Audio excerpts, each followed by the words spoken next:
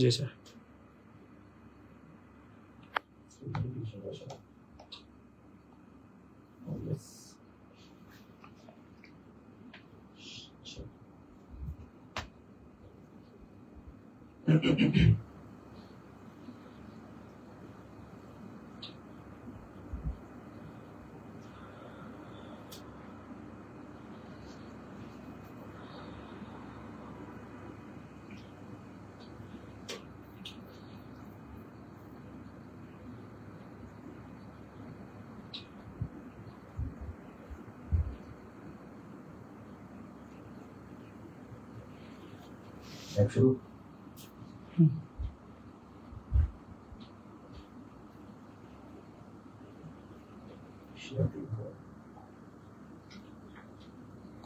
Share দিয়ে দিন।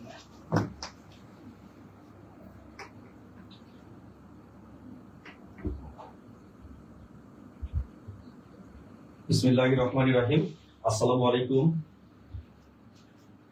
সুপ্রিয় শিক্ষার্থীবৃন্দ, কেমন আছেন সবাই? আশা করি প্রত্যেকেই ভালো আছেন। প্রাথমিক প্রধান শিক্ষক নিয়োগ পরীক্ষার জন্য যারা প্রস্তুতি নিচ্ছেন তাদের উদ্দেশ্যে মূলত হচ্ছে আমরা আজকের একটি বিশেষ ক্লাস নিয়ে হাজির হয়েছি। যদিও আমাদের এই ক্লাসটা কিন্তু রুটিনের মধ্যে ছিল না, মানে আজকের রুটিনের মধ্যে আমাদের এই ক্লাসটা ছিল না, বাট তারপরে আমরা এই ক্লাসটা নিয়ে হাজির হয়েছি।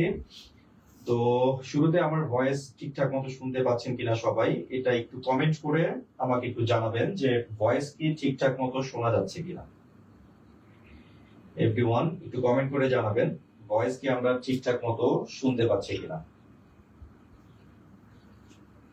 ওকে,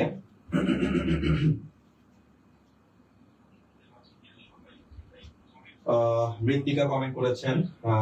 আসসালামু আলাইকুম। ওয়ালাইকুম আসসালাম মৃত্তিকা মির্জা। আমার ভয়েসটা কি শোনা যাচ্ছে ঠিক মতো? ক্লিয়ার না? ওটা পুরো আবার একটু বাড়াই।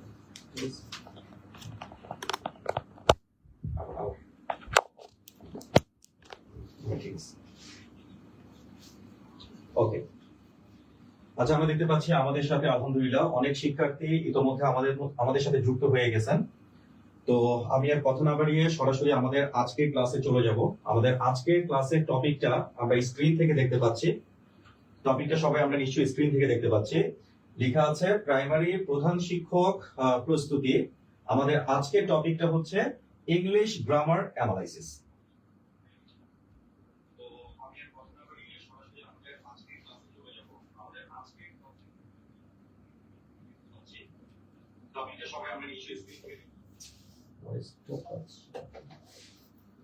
আবার করব।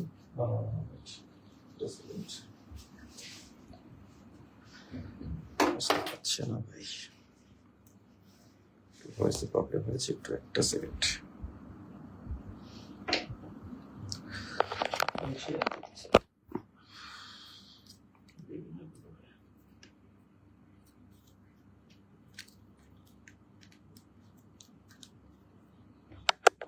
আমরা একটু সময় নিচ্ছি কারণ আমাদের আচ্ছা, আমরা কি ঠিকঠাক মতো ভয়েসটা শুনতে পাচ্ছি কিনা এটা একটু আমাকে একটু কমেন্ট করে জানাইতে হবে। ভয়েসটা কি পরিষ্কার ভাবে আমরা শুনতে পাচ্ছি? সাউন্ড ক্লিয়ার না বলা হচ্ছে এখানে। দেখুন তো ভাই একটু বাইরে গিয়ে সাউন্ডটা ক্লিয়ারলি শোনা যাচ্ছে কিনা।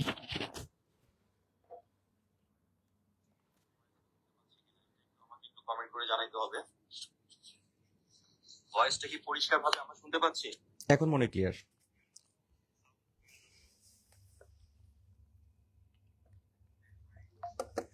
এখন ক্লিয়ার। Okay, thank you. তো যাই হোক, আমরা প্রত্যেকে একটু খাতা কলম নিয়ে রেডি হয়ে যাই। প্রত্যেকে আমরা যারা সামনে আছি তারা সবাই একটু খাতা কলম নিয়ে প্রস্তুত হয়ে যাই। আচ্ছা, হ্যাঁ চলে যান। তো দেখেন, আমরা জানি যে প্রধান শিক্ষক নিয়োগ পরীক্ষা বাংলাদেশের ইতিহাসে, স্বাধীন হওয়ার পরে বাংলাদেশের ইতিহাসে মাত্র 6 বার হয়েছে। তো এই 6 বারে যে 2012, 2009 কোন কোন সময়ে পরীক্ষাগুলো হয়েছিল এটা নিয়ে গতকালকে কিন্তু অলরেডি আমরা একটা সেমিনার নিয়েছিলাম, তাই না? তো সেখানে আমি দেখিয়েছিলাম। তো এই যে যতগুলো পরীক্ষা হয়েছে সেখান থেকে বাছাইকৃত কিছু গুরুত্বপূর্ণ প্রশ্ন নিয়ে আমি আজকে আপনাদের সাথে আলোচনা করব। এবং যেই প্রশ্নগুলো আপনাদের সামনে প্রেজেন্ট করা হবে প্রত্যেকটাই কিন্তু খুবই ইম্পর্টেন্ট কোয়েশ্চেন। তো যাই হোক, স্ক্রিনে আমরা একটা প্রশ্ন দেখতে পাচ্ছি যে হুইচ সেন্টেন্স ইজ কারেক্ট। আচ্ছা, কেউ কি আমরা কমেন্ট করে বলতে পারবো যে এখানে কোন বাক্যটা সঠিক? Which sentence is correct? Paper is made of wood, নাকি paper is made by wood, নাকি মেড ফ্রম, নাকি মেড উইথ? আচ্ছা, এইটা বোঝাই যাচ্ছে প্রিপোজিশনের একটা ব্যবহার থেকে আসছে। এখন এই যে মেড দেখতে পাচ্ছেন, এটা তো আসছে মূলত মেক থেকে, তাই না? শব্দটা কোত্থেকে আসছে? এটা আসছে মেক থেকে। তো মনে রাখবেন, মেকের সাথে আপনি অফ যোগ করলে মিনিং হবে একটা, আবার মেকের সাথে যদি আপনি ফ্রম যোগ করেন তাহলে মিনিং হবে আরেকটা। আচ্ছা, আমি যদি বলি যে একটা টেবিল বা টেবল, আমার সামনে ধরেন একটা কাঠের টেবিল আছে, তো আমি আপনাকে বললাম যে এই টেবিলটা কি দিয়ে বানানো হয়েছে। কেমন? আমি আপনাকে বললাম যে টেবিলটা কি দিয়ে বানানো হয়েছে। আচ্ছা, অলরেডি এখানে কমেন্ট করে ফেলছেন। সেলিম রেজা কমেন্ট করেছেন, মৃত্তিকা মির্জা কমেন্ট করেছেন, থ্যাংক ইউ ভেরি মাচ। একের সি আপনারা বলেছেন, একের C, thank you very much. আচ্ছা, তো মনে রাখতে হবে টেবিল কিন্তু মূলত কাঠ দিয়েই বানায়, তাই না? তাহলে সেই ক্ষেত্রে আমি এখানে বলবো দ্য টেবিল ইজ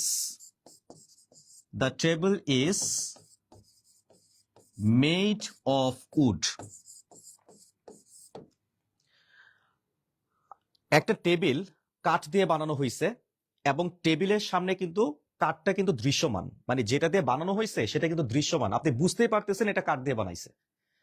আচ্ছা, ঠিক একইভাবে ধরেন আপনি একটা স্বর্ণের আংটি পরছেন, তো এই আংটিটা মানে রিং, এটা কি দিয়ে বানানো হয়েছে? যে রিং এর কথা বলা হচ্ছে, রিংটা কি দিয়ে বানানো হয়েছে? এটা গোল্ড দিয়ে বানানো হয়েছে এবং গোল্ডটা কিন্তু দৃশ্যমান, দেখা যাচ্ছে কিন্তু, তাই না? তার মানে যেই বস্তুটা যেটা দিয়ে বানানো হয়েছে সেটা যদি দৃশ্যমান থাকে, মানে দেখা যায়, সেই ক্ষেত্রে আপনি বলবেন অফ। তাহলে খাতার মধ্যে একটু লিখে ফেলেন, যদি কোনো বস্তু যেটা দিয়ে বানানো হয়েছে, মানে যেই পদার্থ দিয়ে বানানো হয়েছে, ওই পদার্থটার যদি কিছুটা হলেও দৃশ্যমান থাকে তাহলে আমরা অফ ইউজ করব, মেকের সাথে অফ ইউজ করব। ঠিক আছে? আচ্ছা, কিন্তু যদি দৃশ্যমান না থাকে তাহলে আমাদেরকে ফ্রম ইউজ করতে হবে। কোনটা ইউজ করতে হবে? ফ্রম ইউজ করতে হবে। যেমন ধরেন পেপার। আচ্ছা বলেন তো, পেপার কি দিয়ে বানানো হয় আপনারা জানেন? পেপার তৈরির কাঁচামাল কিন্তু আসলে উড, মানে হচ্ছে কাঠ। কিন্তু আপনি পেপারের মধ্যে কাঠের কোনো চিহ্ন কি দেখতে পান? নো। একটা কাগজের মধ্যে ধরেন আমার সামনে এই যে একটা কাগজ দেখেন, এই যে আমার সামনে একটা কাগজ দেখতে পাচ্ছেন, এই কাগজের কোথাও কিন্তু আপনি দেখেন কোনো কাঠ নাই, কিন্তু মানে কাঠ কিন্তু দৃশ্যমান না এখানে। তার মানে এইটা কাঠ দিয়ে বানাইছে, বাট এখানে কিন্তু কাঠ দৃশ্যমান না। যেটা দিয়ে বানানো হয়েছে সেই পদার্থটা কিন্তু দৃশ্যমান না। দৃশ্যমান না হলে আপনাকে ফ্রম বসাইতে হবে। তো সেই ক্ষেত্রে আমরা অবশ্যই বাছাই করব option number C, paper is made from wood. Okay, all right. আচ্ছা, এবার আসেন আমরা আমাদের নেক্সট কোয়েশ্চেনে চলে যাচ্ছি, কোয়েশ্চেন নাম্বার 2। আচ্ছা দেখেন তো, এখানে একটা প্রশ্ন দেয়া আছে। প্রশ্ন এখানে বলা হচ্ছে যে I have bought the books, বাক্যটির সঠিক পরিবর্তিত ভয়েস কোনটা? মনে রাখবেন, ভয়েস চেঞ্জ কিন্তু খুবই খুবই গুরুত্বপূর্ণ, খুবই গুরুত্বপূর্ণ হচ্ছে আপনার ভয়েস চেঞ্জ, খুবই গুরুত্বপূর্ণ। ঠিক আছে, ভেরি ভেরি ইম্পর্টেন্ট। তো সেই সেন্সে আপনারা মনে রাখবেন, যেমন অ্যাক্টিভ থেকে প্যাসিভ ভয়েস, প্যাসিভ থেকে অ্যাক্টিভ ভয়েস, এই ইন্টারচেঞ্জের মাঝখানে যতগুলো নিয়ম আছে প্রত্যেকটা নিয়ম ভালো করে আপনি প্র্যাকটিস করবেন। শুধু ভয়েস চেঞ্জের উপরে কিন্তু আমাদের এই জব মাস্টার পেজে একটা ক্লাস থাকবে এই মাসে, আপনি একটু অপেক্ষা করেন, সেটা আশা করি খুব দ্রুতই আপনারা পেয়ে যাবেন। তো যাই হোক, এখন আমাকে একটু বলেন দেখি এইটার সঠিক উত্তরটা কি হতে পারে। I have bought the books. মনে রাখবেন, ভয়েস চেঞ্জের খুব শর্টকাট কিছু টেকনিক আছে। যেমন দেখেন, এই ভয়েসটা কিন্তু ডিপেন্ড করতেছে এই ভার্বটার উপরে। দেখেন, প্যাসিভ ভয়েসটা ডিপেন্ড করবে এই ভার্বটার উপরে। কেমন? তো আপনার আগে বাইর করতে হবে, এই যে ভার্বটা দেখতে পাচ্ছেন হ্যাভ প্লাস ভি3, এটা কোন টেন্সে আছে? এটা অবশ্যই আগে আপনাকে ডিসিশন নিতে হবে। বলেন তো এটা কোন টেন্সে আছে? এটা প্রেজেন্ট পারফেক্ট টেন্সে আছে, তাই না? এটা কোন টেন্সে আছে? এটা প্রেজেন্ট পারফেক্ট টেন্সে আছে। তো আমাকে একটু বলেন তো যে প্রেজেন্ট পারফেক্ট টেন্সের স্ট্রাকচারটা কি? প্রেজেন্ট পারফেক্ট টেন্সের স্ট্রাকচারটা হবে হ্যাভ অথবা হ্যাজ তারপরে V3। এই যে হ্যাভ বা হ্যাজ প্লাস V3, এটা হচ্ছে প্রেজেন্ট পারফেক্ট টেন্সের স্ট্রাকচার। আপনি দেখেন এই যে have plus V3 present perfect টেন্সের স্ট্রাকচার কিন্তু ঠিক আছে। মনে রাখবেন যদি অ্যাক্টিভ ভয়েসে, তাহলে সেটার যখন আপনি প্যাসিভ করবেন অবশ্যই মাঝখানে একটা বিন থাকতে হবে। বিন আমরা অপশন নাম্বার সি তে দেখতেই পাচ্ছি বিন কিন্তু নাই, হ্যাভ বা হ্যাজ এর পরে বিন নাই, তার মানে এই অপশনটা আমরা কেটে দিব, এটা আমরা চিন্তাই করব না, এটা বাদ, 100% এটা বাদ। অপশন নাম্বার ডি তেও দেখেন একই কথাই প্রযোজ্য। দেখেন এখানেও হ্যাভ বা হ্যাজ এর পরে কিন্তু বিন নাই, যেহেতু এখানেও হ্যাভ বা হ্যাজ এর পরে বিন নাই, তার মানে এটাও কিন্তু আমরা কি করব, 100% আমরা এটা কেটে দিব। এখন দেখেন মাত্র দুটো অপশন আপনাদের সামনে রয়ে গেছে। এই দুটো অপশনের মধ্যে অপশন নাম্বার বি, যেটা মাথায় যদি একটু বুদ্ধি থাকে তাহলে আপনি এটাও বাদ দিয়ে দিবেন। কেন আপনি বাদ দিবেন? কারণ আমাদের প্রশ্নটা ছিল প্রেজেন্ট টেন্সে, অথচ অপশন নাম্বার বি তে দেখেন এই যে হ্যাড, এটা তো পাস্ট টেন্স। প্রেজেন্ট টেন্স আমি তো এখানে পাস্ট টেন্সে গিয়ে আমি তো ভয়েস চেঞ্জ করতে পারবো না, আমার তো অর্থ ঠিক রাখতে হবে। ভয়েস চেঞ্জের মূল উদ্দেশ্যই হচ্ছে বাংলা অর্থ ঠিক রেখে এক প্রকার বাক্যকে আরেক প্রকার বাক্যে কনভার্ট করা, তাই তো? সো আমি যদি এখানে প্রেজেন্ট টেন্সকে পাস্ট টেন্সে কনভার্ট করে ফেলি তাহলে তো অর্থ চেঞ্জ হয়ে যাচ্ছে, অর্থ চেঞ্জ করার কোনো সুযোগই এখানে নাই। তার মানে আমি শতভাগ নিশ্চিত অপশন নাম্বার বিও কিন্তু অ্যান্সার হবে না। সো আমাকে একটু বলেন দেখি এখানে সঠিক উত্তর কোনটা হতে পারে। ওয়ান্ডারফুল, এই দেখেন মোসাম্মদ বর্ষা কমেন্ট করেছেন, থ্যাংক ইউ ভেরি মাচ। তারপর হচ্ছে নাজিব কমেন্ট করেছেন, thank you. Mrittika Mirza comment করেছেন, thank you very, thank you. আচ্ছা জুই কমেন্ট করেছেন, thank you very much. Delwar sir Bangla comment করেছেন, ওয়ালাইকুম আসসালাম দেলোয়ার স্যার, আশা করি ভালো আছেন আপনি। আচ্ছা এবার আসেন আমরা আমাদের এই প্রশ্নের ব্যাখ্যাটা নিশ্চয়ই বুঝে গেছেন। সো দেখেন ভয়েস চেঞ্জের জন্য আপনি যত রুলসই পড়েন না কেন, অবশ্যই বেসিক কিছু টেকনিক আপনার মাথায় রাখতে হবে। এই টেকনিকগুলো অ্যাপ্লাই করে শুরুতেই একটা বা দুটো অপশন আপনাকে ফেলে দিতে হবে, বাকি যে অপশনগুলো থাকবে সেখান থেকে আপনি খুব দ্রুততার সাথে উত্তর বাছাই করতে হবে। তো এইটা যে শুধু ভয়েসের ক্ষেত্রে আপনি করবেন তা না, ইংরেজি গ্রামারের প্রতিটা টপিকের ক্ষেত্রেই এই বিষয়টা প্রযোজ্য। আপনি গ্রামারের যেই নিয়মটাই আপনি যেই টাইপের কোয়েশ্চেন আপনার সামনে আসবে, আপনাকে সেভাবেই প্রস্তুতি নিয়ে এক্সাম হলে যেতে হবে যে আমি শুরুতেই প্রসেস অফ এলিমিনেশন অ্যাপ্লাই করব, অর্থাৎ শুরুতেই একটা বা দুটো অপশন আমরা বাদ দিয়ে দিব, এরপরে যা আছে কপালে। বিষয়টা বুঝতে পারছেন? ওকে, এবার চলে আসেন আমরা আরেকটা প্রশ্ন। আজকে ক্লাসে কিন্তু আমি বারবার করে বলছি যে প্রাইমারি হেড টিচার নিয়োগ পরীক্ষার আমরা মোস্ট ইম্পর্টেন্ট কোয়েশ্চেন্স গুলো কিন্তু আজকে ক্লাসে আলোচনা করছি। সো আপনারা একটু রেসপন্স করবেন। আচ্ছা আমাকে একটু বলেন দেখি 3 নাম্বার যে কোয়েশ্চেনটা, এই যে 3 নাম্বার কোয়েশ্চেন যে let him Singh a song, বাক্যটির সঠিক পরিবর্তিত ভয়েস কোনটা? Let him Singh a song. আচ্ছা আমাকে একটু বলেন তো এখানে সঠিক অ্যান্সারটা কি হতে পারে, এখানে সঠিক উত্তরটা কি হতে পারে আমাকে একটু কমেন্ট করে একটু জানান। ওকে আচ্ছা এখানেও কিন্তু আপনাকে বের করতে বলেছে, সো আমি ভয়েসের তো অবশ্যই দেখতে হবে যে এটা আসলে কোন টেন্সে আছে, বাক্যটা কোন প্যাটার্নে আছে, এটাও তো বিভিন্ন বিষয় আপনাকে একটু মাথায় নিতে হবে। আমি দেখতে পাচ্ছি এই সেন্টেন্সটা লেট দ্বারা শুরু হয়েছে। লেট দ্বারা যদি কোনো বাক্য শুরু হয় সাধারণত ওটাকে আমরা ইম্পারেটিভ ক্যাটাগরিতে ফেলবো, তাই তো? আচ্ছা সরি এটাকে আমরা আদেশমূলক বাক্য আর কি, লেট দ্বারা শুরু হয়েছে। তো এটাকে আমরা কিভাবে আমরা এখন চেঞ্জ করব? লেট দ্বারা যদি কোনো বাক্য শুরু হয় তাহলে সেটাকে আমরা কিভাবে চেঞ্জ করব, মানে প্যাসিভ ভয়েসে নিব। লেট দ্বারা শুরু হলে আপনাকে লেট দ্বারাই কিন্তু বাক্যটা স্টার্ট করতে হবে। তো আমি একটু দেখি যে প্রত্যেকটা বাক্য কি লেট দ্বারা শুরু হয়েছে কিনা। দেখেন option A B C D প্রত্যেকটা অপশনে কিন্তু লেট দ্বারা স্টার্ট হয়েছে, তার মানে স্টার্টিংটা ঠিক আছে, তাই তো? এরপরে আপনি একটু টেন্সটা চেক করেন, দেখেন টেন্সের এখানে মধ্যে লেখা আছে এই যে সিং, খেয়াল করছেন এখানে সিং লেখা আছে। আচ্ছা আমাকে একটু বলবেন যে সিং এটা কোন টেন্সে আছে, এটা কোন টেন্সে আছে সিং, এই যে সিং ভার্বটা এটা কোন টেন্সে আছে? একটা টেকনিক শিখে রাখেন, এটা কিন্তু V1 মানে প্রেজেন্ট ইনডিফিনিট টেন্সে আছে, প্রেজেন্ট ইনডিফিনিট টেন্সে আছে, কেমন? সো প্রেজেন্ট ইনডিফিনিট টেন্সকে আমরা কিন্তু বর্তমানে সিম্পল প্রেজেন্ট বলে থাকি, তাই তো? তো যখন আপনি এই যে সিং দেখতে পাচ্ছেন প্রেজেন্ট ইনডিফিনিট টেন্স, আমরা সবাই জানি প্রেজেন্ট ইনডিফিনিট টেন্সের প্যাসিভ করতে গেলে এম ইজ আর, এই যে এম ইজ আর এই ভার্বগুলোর প্রয়োজন পড়ে, তাই না? এম ইজ আর এর পরে এই যে V3 লাগে, তাই তো? মানে এটা হচ্ছে আপনারা জানেন, এটা হচ্ছে নিয়ম যে প্রেজেন্ট ইনডিফিনিট টেন্সকে প্যাসিভ করলে এম ইজ আর এর পরে V3 হয়, রাইট? ওকে, যদি লেট দ্বারা বাক্য শুরু হয় তাহলে সেই ক্ষেত্রে এম ইজ আর আর লাগবে না, এম ইজ আর এর বেসিক যেটা সেটা হচ্ছে বি ভার্বটা লাগবে। এম ইজ আর এর বেস ফর্মই হচ্ছে বি, কেমন? সো যখন লেট দ্বারা শুরু হচ্ছে এবং ওই সেন্টেন্সে যদি আপনি প্রেজেন্ট টেন্স দেখতে পাচ্ছেন, সেই ক্ষেত্রে আপনাকে খুঁজে বের করতে হবে কত নম্বর অপশনে বি প্লাস V3 আছে। এটা খাতার মধ্যে একটু লিখে ফেলেন। লেট দ্বারা যদি শুরু হয় তাহলে আপনাকে খুঁজে বের করতে হবে কত নম্বর অপশনে বি প্লাস V3 আছে, বি প্লাস V3। V3 মানেই হচ্ছে ভার্বের পাস্ট পার্টিসিপল ফর্ম, তাই তো? তাহলে আপনারা বলেন তো, সিং, এটা তো প্রেজেন্ট ফর্ম, এটার পাস্ট পার্টিসিপল ফর্ম কি হবে?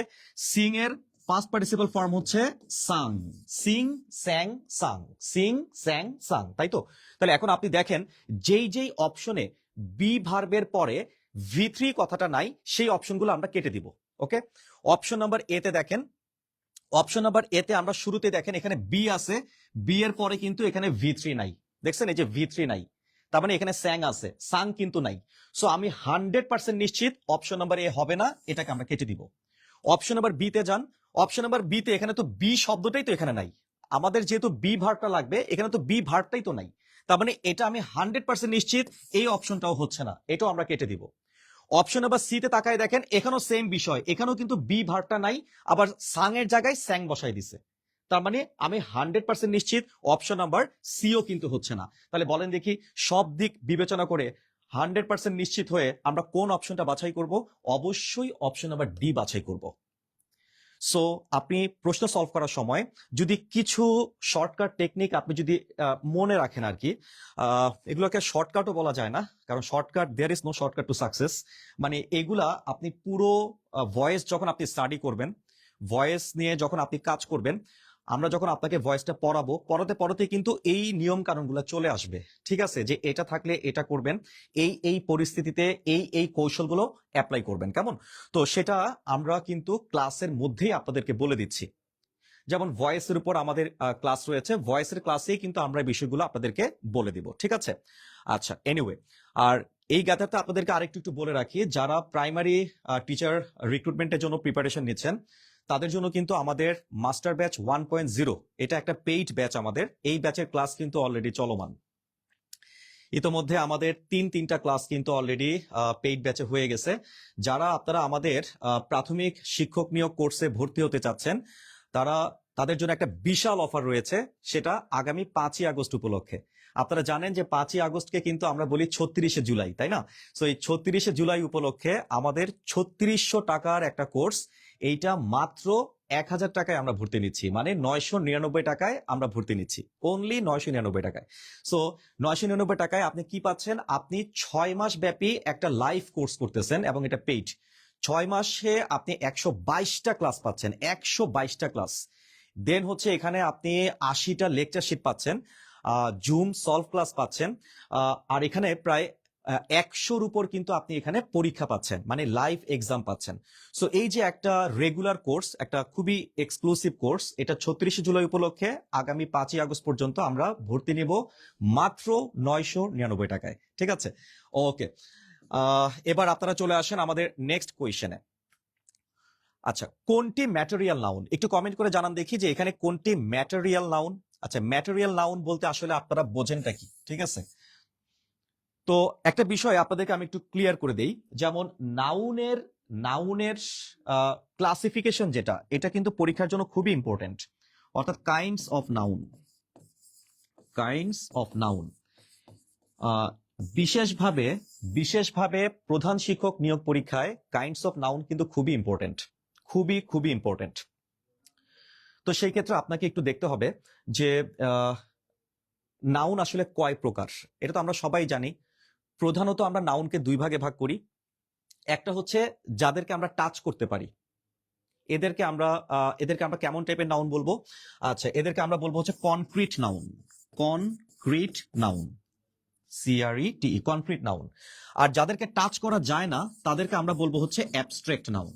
তার মানে প্রধানত আমরা নাউনকে দুই ভাগে ভাগ করতেছি, একটা হচ্ছে কনক্রিট আর একটা হচ্ছে অ্যাবস্ট্রাক্ট। কনক্রিট নাউনকে আমরা আবার 4 ভাগে ভাগ করি, proper noun, common noun, collective noun এবং এই যে ম্যাটেরিয়াল নাউন। সো নাউনের এই বিষয়গুলো নিশ্চয়ই আপনাদের জানা আছে যে ম্যাটেরিয়াল নাউন বলতে আসলে আমরা কি বুঝি। যদি কেউ ভুলে গিয়ে থাকেন আমি একটু আপনাকে মানে রিমাইন্ড করাই দিই। ম্যাটেরিয়াল বলতে কিন্তু আসলে বস্তুকে বোঝায় না। যেমন ধরেন এই যে আমার হাতে একটা কলম দেখতে পাচ্ছেন, মানে একটা মার্কার দেখতে পাচ্ছেন, এবং দেখেন এটা কিন্তু সিরামিক্সের, এটা কিন্তু প্লাস্টিকের না। তার মানে এই যে মার্কারটা এটা কি দিয়ে বানানো হয়েছে বলেন দেখি? এটা বানানো হয়েছে কিন্তু সিরামিক দিয়ে, তাই তো? তার মানে এইটার ম্যাটেরিয়াল নাউনটাও কিন্তু এই কলমটা না, ম্যাটেরিয়াল নাউন হচ্ছে যেটা দিয়ে বানানো হয়েছে, মানে পদার্থটা, মানে র ম্যাটেরিয়াল, তার মানে সিরামিক। বিষয়টা বুঝতে পারছেন? অনেকে মনে করে যে এই কলম বোধহয় ম্যাটেরিয়াল। নো, কলম কিন্তু ম্যাটেরিয়াল না। কলম হচ্ছে একটা কমন নাউন। কলম বলতে পৃথিবীর সকল কলমকেই বোঝায়, মানে এক জাতীয় সবাইকেই বোঝায়। এক জাতীয় সবাইকেই যদি বোঝায় তাহলে সেটা অবশ্যই কমন নাউন হবে। সে ফর এক্সাম্পল আমি একটা ছেলে, তো আপনিও তো একটা ছেলে, আমার আশেপাশে তো আরো অনেক ছেলে আছে, তার মানে ছেলে বলতে পৃথিবীর সকল ছেলে জাতিকে বোঝাচ্ছে, সকল ছেলেকে বোঝাচ্ছে। তার মানে এক জাতীয় সবাইকে যদি বোঝানো হয় যে ওয়ার্ড দ্বারা, সেই ওয়ার্ডটাকে আমরা বলি হচ্ছে কমন নাউন। কেমন? মেয়ে, মেয়ে বলতে পৃথিবীর সকল মেয়ে জাতিকে বোঝানো হচ্ছে, তার মানে মেয়েটা হচ্ছে একটা কমন নাউন। তারপর ধরেন বই, যেমন এখানে একটা বই আছে, কই গেল, যে বুক। বই বলতে পৃথিবীর সকল বইকে বোঝানো হচ্ছে, তার মানে বই কিন্তু একটা কমন নাউন। তারপর ধরেন নদী, এই যে রিভার, রিভার বলতে কিন্তু পৃথিবীর সকল নদীকে বোঝানো হচ্ছে, তার মানে রিভার কিন্তু একটা কমন নাউন। এবার আসেন রিং, মানে হচ্ছে আংটি, আংটি বা রিং কিন্তু পৃথিবীর সকল রিংকেই বোঝানো হয়, তার মানে এটা একটা এক জাতীয়, সকল রিং জাতিকেই বোঝানো হচ্ছে, তার মানে রিং কিন্তু একটা কমন নাউন। কিন্তু আপনি একটু বলেন তো, কোন একটা রিং যদি স্বর্ণ দিয়ে বানানো হয় তাহলে ওই রিং এর ম্যাটেরিয়াল নাউন হবে কিন্তু স্বর্ণ, মানে হচ্ছে গোল্ড। বিষয়টা বুঝতে পেরেছে? তো ঠিক একইভাবে ধরেন আপনার একটা সিলভার রিং আছে, তো সেই ক্ষেত্রে এখানে সিলভারটা হচ্ছে ম্যাটেরিয়াল নাউন, আর রিং যেটা, এই রিংটা হচ্ছে আপনার কমন নাউন। কেমন? তো ঠিক একইভাবে আমরা যদি এখান থেকে একটু ফাইন্ড আউট করি, যেমন এখানে এই যে বুক দেখতে পাচ্ছেন, বুক বলতে পৃথিবীর সকল বুককে বোঝায়, এটা অবশ্যই একটা কমন নাউন। রিং বলতে সকল রিংকে বোঝায়, রিভার বলতে সকল রিভারকে বোঝায়, এরা সবাই কমন নাউন। কিন্তু এই যে পেপার দেখতে পাচ্ছেন না, পেপার, পেপার কিন্তু ভাই মূলত একটা ম্যাটেরিয়াল, কারণ পেপার দিয়ে কিন্তু অনেক কিছু তৈরি করা হয়। সো এটা হচ্ছে একটা উপাদান ক্যাটাগরি। উপাদান ক্যাটাগরির মধ্যে যারা থাকবে তারা সবাই ম্যাটেরিয়াল নাউন হবে। সো 100% নিশ্চিত থাকেন এখানে সঠিক উত্তর হচ্ছে অপশন নাম্বার বি। সো অনেকে কিন্তু আমরা একটা প্যাচ লাগাই ফেলি যে ম্যাটেরিয়াল নাউন এবং কমন নাউন দুইটার মধ্যে কিন্তু একটা প্যাচ লাগাই ফেলেন। সো প্যাচ আর লাগাবেন না, সবসময় চিন্তা করবেন যে এটা কি কোনো পদার্থ কিনা, মানে র ম্যাটেরিয়াল কিনা, কাঁচামাল কিনা। কাঁচামাল হলে সেটাকে আপনারা বলবেন ম্যাটেরিয়াল নাউন, আর সরাসরি যদি কোনো বস্তু, যেই বস্তু দ্বারা পৃথিবীর সকল বস্তুকে বোঝানো হয়, তাহলে সেটা হয়ে যাবে কমন নাউন। ওকে, আচ্ছা এবার আমরা চলে যাই আমাদের নেক্সট কোয়েশ্চেন, কোয়েশ্চেন নাম্বার 5। আচ্ছা বলেন দেখি, ডিনাই, ডিনাই শব্দের নাউন কোনটা? ডিনাই শব্দের নাউন কোনটা? একটু দ্রুত কমেন্ট করেন এভরিওয়ান, একটু দ্রুত কমেন্ট করতে হবে। ডিনাই শব্দের নাউন কোনটা? ঠিক আছে এভরিওয়ান, এভরিওয়ান একটু দ্রুত কমেন্ট করেন। আচ্ছা আমি দেখতে পাচ্ছি আলহামদুলিল্লাহ আমাদের এখানের মধ্যে এখানে শামীম রেজা কমেন্ট করেছেন paper, thank you Shamim Reza. আচ্ছা তারপর মোসাম্মদ বর্ষা মেনশন দিয়েছেন, ওনার ফ্রেন্ডদেরকে মেনশন দিয়েছেন, থ্যাংক ইউ, থ্যাংক ইউ। আচ্ছা তারপর নেটওয়ার্ক তো ঠিক মতোই চলছে আমাদের এখান থেকে, নেটওয়ার্কের কোনো প্রবলেম নাই, ঠিক আছে নেটওয়ার্ক তো ঠিক মতোই চলছে, কোনো সমস্যা নাই। আচ্ছা নাতাশা ইসলাম কমেন্ট করেছেন, থ্যাংক ইউ নাতাশা ইসলাম। মৃত্তিকা মির্জা কমেন্ট করেছেন, থ্যাংক ইউ শামীম রেজা। আচ্ছা ডিনায়াল, আচ্ছা ডিনাই শব্দের নাউন কোনটা? আমি আপনাদেরকে আরেকটু সময় দিচ্ছি, আপনারা একটু খুব দ্রুত আমাকে একটু জানান যে ডিনাই শব্দের নাউন কোনটা। এভরিওয়ান, এভরিওয়ান, এটার জন্য আমি 30 সেকেন্ড সময় দিলাম, 30 সেকেন্ড সময় দিলাম, আপনারা সবাই একটু কমেন্ট করেন যে ডিনাই শব্দের নাউন কোনটা।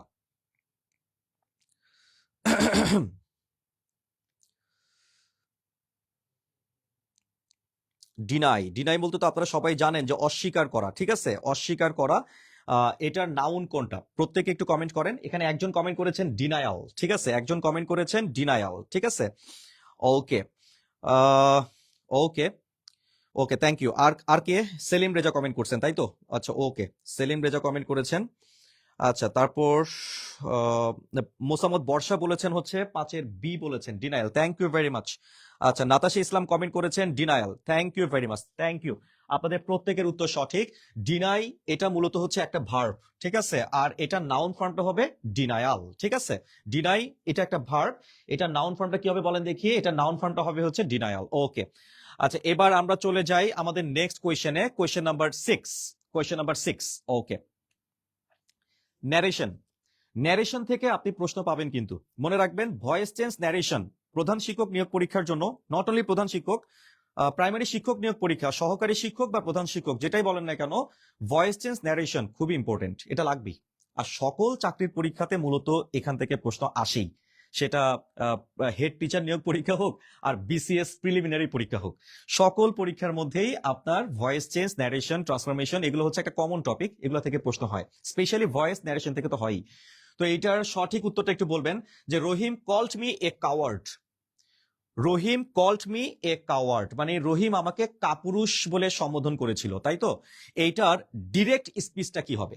তার মানে বোঝাই যাচ্ছে এটা ইনডিরেক্ট স্পিচে আছে, এটা ডিরেক্ট স্পিচটা কি হবে একটু কমেন্ট করে জানান তো, এটা ডিরেক্ট স্পিচটা কি হতে পারে, এটা ডিরেক্ট স্পিচটা কি হতে পারে?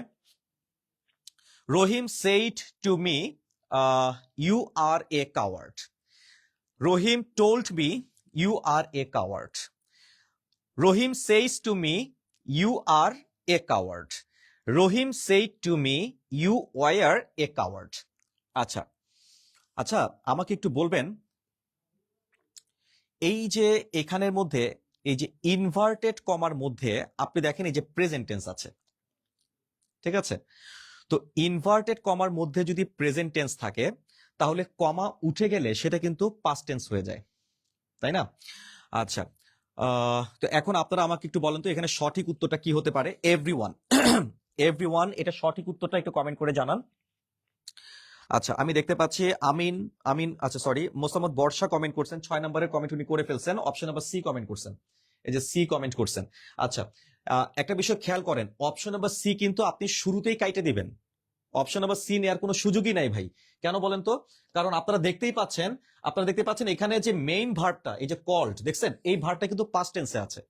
যেহেতু এটা পাস্ট টেন্সে আছে তাহলে এই যে ভার্বটা দেখতে পাচ্ছেন এই ভার্বগুলোও কিন্তু পাস্ট টেন্সে হবে, এবং এই ভার্বটাকে মূলত আমরা রিপোর্টিং ভার্ব বলি, তাই তো। সো রিপোর্টিং ভার্বটা পাস্ট টেন্স থাকলে অবশ্যই এটা পাস্ট টেন্সেই হতে হবে। ওকে, আচ্ছা তো আমাকে একটু কমেন্ট করে একটু জানান দেখি এখানে সঠিক উত্তরটা কি হতে পারে। সঠিক উত্তরটা কি হতে পারে? ঠিক আছে, সঠিক উত্তরটা কি হতে পারে? যেহেতু এটা পাস্ট টেন্সে আছে আপনারা অনেকেই 6 নম্বরে সি বলতেছেন, অনেকেই 6 নম্বরে সি বলতেছেন। আমি আবারও বলতেছি আপনারা একটু বুঝে শুনে আমাকে উত্তরটা বলবেন, একটু বুঝে শুনে উত্তরটা বলবেন। দেখছেন এখনই কিন্তু আমরা অনেকে ভুল দাগায় ফেলতেছি, সো ন্যারেশনের একটা সহজ নিয়ম আপনাদেরকে বলে রাখি, যেহেতু আপনি শুরুতেই ভার্বটা পাইছেন পাস্ট টেন্স, তাইলে অপশন থেকে আপনাকে পাস্ট টেন্সই বাছাই করতে হবে। অপশন নাম্বার সি তে দেখেন এই যে প্রেজেন্ট টেন্স আছে, দেখছেন সেইজ টু মি প্রেজেন্ট টেন্স আছে, এটা শুরুতেই আপনি এটা দিবেন, এটা তো হবেই না, এটা বাদ, শুরুতেই বাদ। তো বাকি অপশনগুলো নিয়ে একটু ভাবেন। বাকি অপশনগুলোর মধ্যে এই যে ইনভার্টেড কমার মধ্যে প্রেজেন্ট টেন্স আছে দেখেই তো এটা পাস্ট টেন্স হইছে, কেমন? সো এখানে আর পাস্ট টেন্সের কোনো প্রয়োজন নাই। যেমন কেউ যখন কাউকে সরাসরি বলে তখন সরাসরি কিন্তু কমন করে বলে যে তুমি একটা কাপুরুষ, এটা কিন্তু বর্তমান সময়ে বলা হচ্ছে তুমি একটা কাপুরুষ, সো এটা প্রেজেন্ট টেন্সেই রাখবেন। সো প্রেজেন্ট টেন্সে রাখলে অপশন নাম্বার ডিও তো বাদ হয়ে যাচ্ছে, কারণ অপশন নাম্বার ডি তে এই যে পাস্ট টেন্স আছে, খেয়াল করছেন ইনভার্টেড কমার মধ্যে পাস্ট টেন্স রাখা যাবে না, প্রেজেন্ট টেন্সই রাখতে হবে, যেহেতু এটা মানে এটা পাস্ট ইনডিফিনিট টেন্সে চলে আসছে। সো অপশন নাম্বার ডি টা আমরা কেটে দিব, এটাও বাদ। তাহলে বাকি আছে কোনটা কোনটা বলেন দেখি, এ আর বি। এখন আপনারা বলেন এই দুইটার মধ্যে আপনি কোনটা রাখবেন। অপশন নাম্বার সি এবং ডি দুইটা কিন্তু আমরা শুরুতেই কেটে দিলাম, দুইটা অপশন কিন্তু আমরা শুরুতেই কেটে দিয়েছি। তাহলে এখন একটু কমেন্ট করেন কোনটা আপনারা রাখবেন।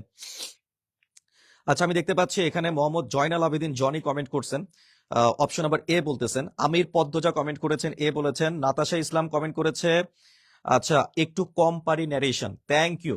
আচ্ছা নাতাশা ইসলাম উনি কমেন্ট করেছেন যে উনি ন্যারেশনটা একটু কম বুঝেন। আচ্ছা যাই হোক, এখন তো মোটামুটি আপনি একটু বুঝছেন যে স্টার্টিং এ যদি আমি পাস্ট টেন্স দেখি তাহলে অপশনে রিপোর্টিং ভার্বটা কিন্তু পাস্ট টেন্সেই রাখতে হবে, প্রেজেন্টে নেওয়া যাবে না।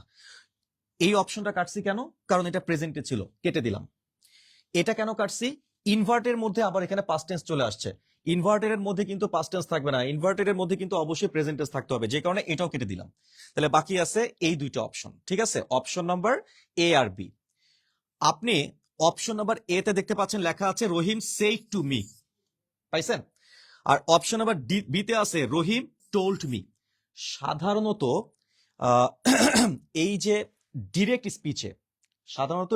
স্পিচে আমরা টেল ভার্বটাকে ব্যবহার করি না। টেল ভার্বটাকে সাধারণত আমরা ডিরেক্ট স্পিচে ব্যবহার করি না, এটাকে আমরা ইনডিরেক্ট স্পিচে বেশি ব্যবহার করি। ঠিক আছে, এটা একটা ফর্মাল নিয়ম আর কি, যে টেল ভার্বটা ইনডিরেক্ট স্পিচে বেশি ব্যবহৃত হয়। কেমন? আর ডিরেক্ট স্পিচে আমি কোনটা ব্যবহার করব? ডিরেক্ট স্পিচে আমি সে ব্যবহার করব। কারণ আপনাদের মধ্যে অনেকের একটা প্রশ্ন মনের মধ্যে আসতেই পারে যে স্যার দুটাই তো সেম, মানে দুটাই তো সঠিক মনে হচ্ছে, এখানে তো গ্রামাটিক্যাল কোনো ভুল নাই। যেমন রহিম সেড টু মি, এটা গ্রামাটিক্যালি কারেক্ট। রহিম টোল্ড মি, এটাও গ্রামাটিক্যালি কারেক্ট। দুইটাই গ্রামাটিক্যালি কারেক্ট। একটা হচ্ছে আপনার ইনট্রানজিটিভ ভার্ব আর আরেকটা হচ্ছে ট্রানজিটিভ ভার্ব। সে হচ্ছে ইনট্রানজিটিভ ভার্ব আর টেল হচ্ছে ট্রানজিটিভ ভার্ব, দুটাই কিন্তু গ্রামাটিক্যালি কারেক্ট। কিন্তু দুটোই যেহেতু অপশনে আছে, তার মানে বোঝাই যাচ্ছে প্রশ্ন একটা সূক্ষ্ম প্যাচ আছে, কিন্তু আপনি তো দুইটাই আর দাগাইতে পারবেন না। যেটা মোর অ্যাপ্রোপ্রিয়েট সেটা আপনাকে সিলেক্ট করতে হবে। তো মোর অ্যাপ্রোপ্রিয়েট বাছাই করতে গেলে সে এবং টেল ভার্বের কমন ব্যবহার আপনাকে জানতে হবে। সে এবং টেল ভার্বের কমন ব্যবহার হচ্ছে, যদি সেন্টেন্সটা ডিরেক্ট স্পিচে থাকে তাহলে সেই ক্ষেত্রে আমরা সেটাকে নেব, আর যদি ইনডিরেক্ট স্পিচে থাকে, যে এরকম যদি থাকে, তাহলে আমরা টেল ভার্বটাকে নেব। বুঝতে পেরেছে?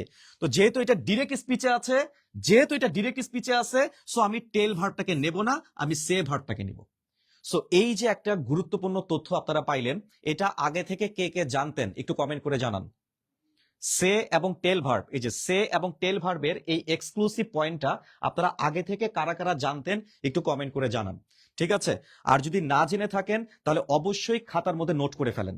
আমার কথা তো শুনেছেন আমি কি বলেছি, এটা অবশ্যই খাতায় নোট করে ফেলেন, কারণ এই নিয়মগুলো এগুলো আসলে আপনি বিচ্ছিন্নভাবে পড়ে আপনি আয়ত্ত করতে পারবেন না, এগুলা সাজায় গুছে আপনাকে পড়তে হবে। সো ভয়েস মানে কিন্তু ওই যে গতানুগতিক যে রুলস সেগুলা না, ন্যারেশন বলতে গতানুগতিক যে রুলস সেগুলো না, এর বাইরে থেকেও বেশ কিছু টেকনিক্যাল প্রবলেম আপনাদের এই জাতীয় পরীক্ষাগুলোর মধ্যে দিয়ে দিবে, যেগুলো শুধু রুলস পড়ে আপনি আসলে আয়ত্ত করতে পারবেন না। এটার জন্য অবশ্যই আমাদের লেকচারগুলো আপনাকে শুনতে হবে, ক্লাসগুলো করতে হবে, ক্লাসে নোটস নিতে হবে, ঠিক আছে?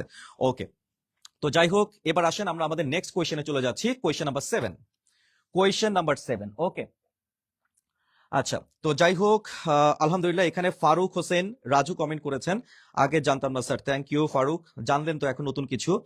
আচ্ছা, তারপর হচ্ছে আমির পদ্মজা কমেন্ট করেছেন, থ্যাংক ইউ ভেরি মাচ আমির পদ্মজা, যে আপনারটা হয়েছে আলহামদুলিল্লাহ। মৃত্তিকা মির্জা কমেন্ট করছেন, 7 নম্বরে কমেন্ট করছেন নাকি? আচ্ছা, একটু কমেন্ট করে জানান দেখি এভরিওয়ান, আমাকে একটু কমেন্ট করে জানান যে এই প্রশ্নের সঠিক উত্তরটা কি হতে পারে।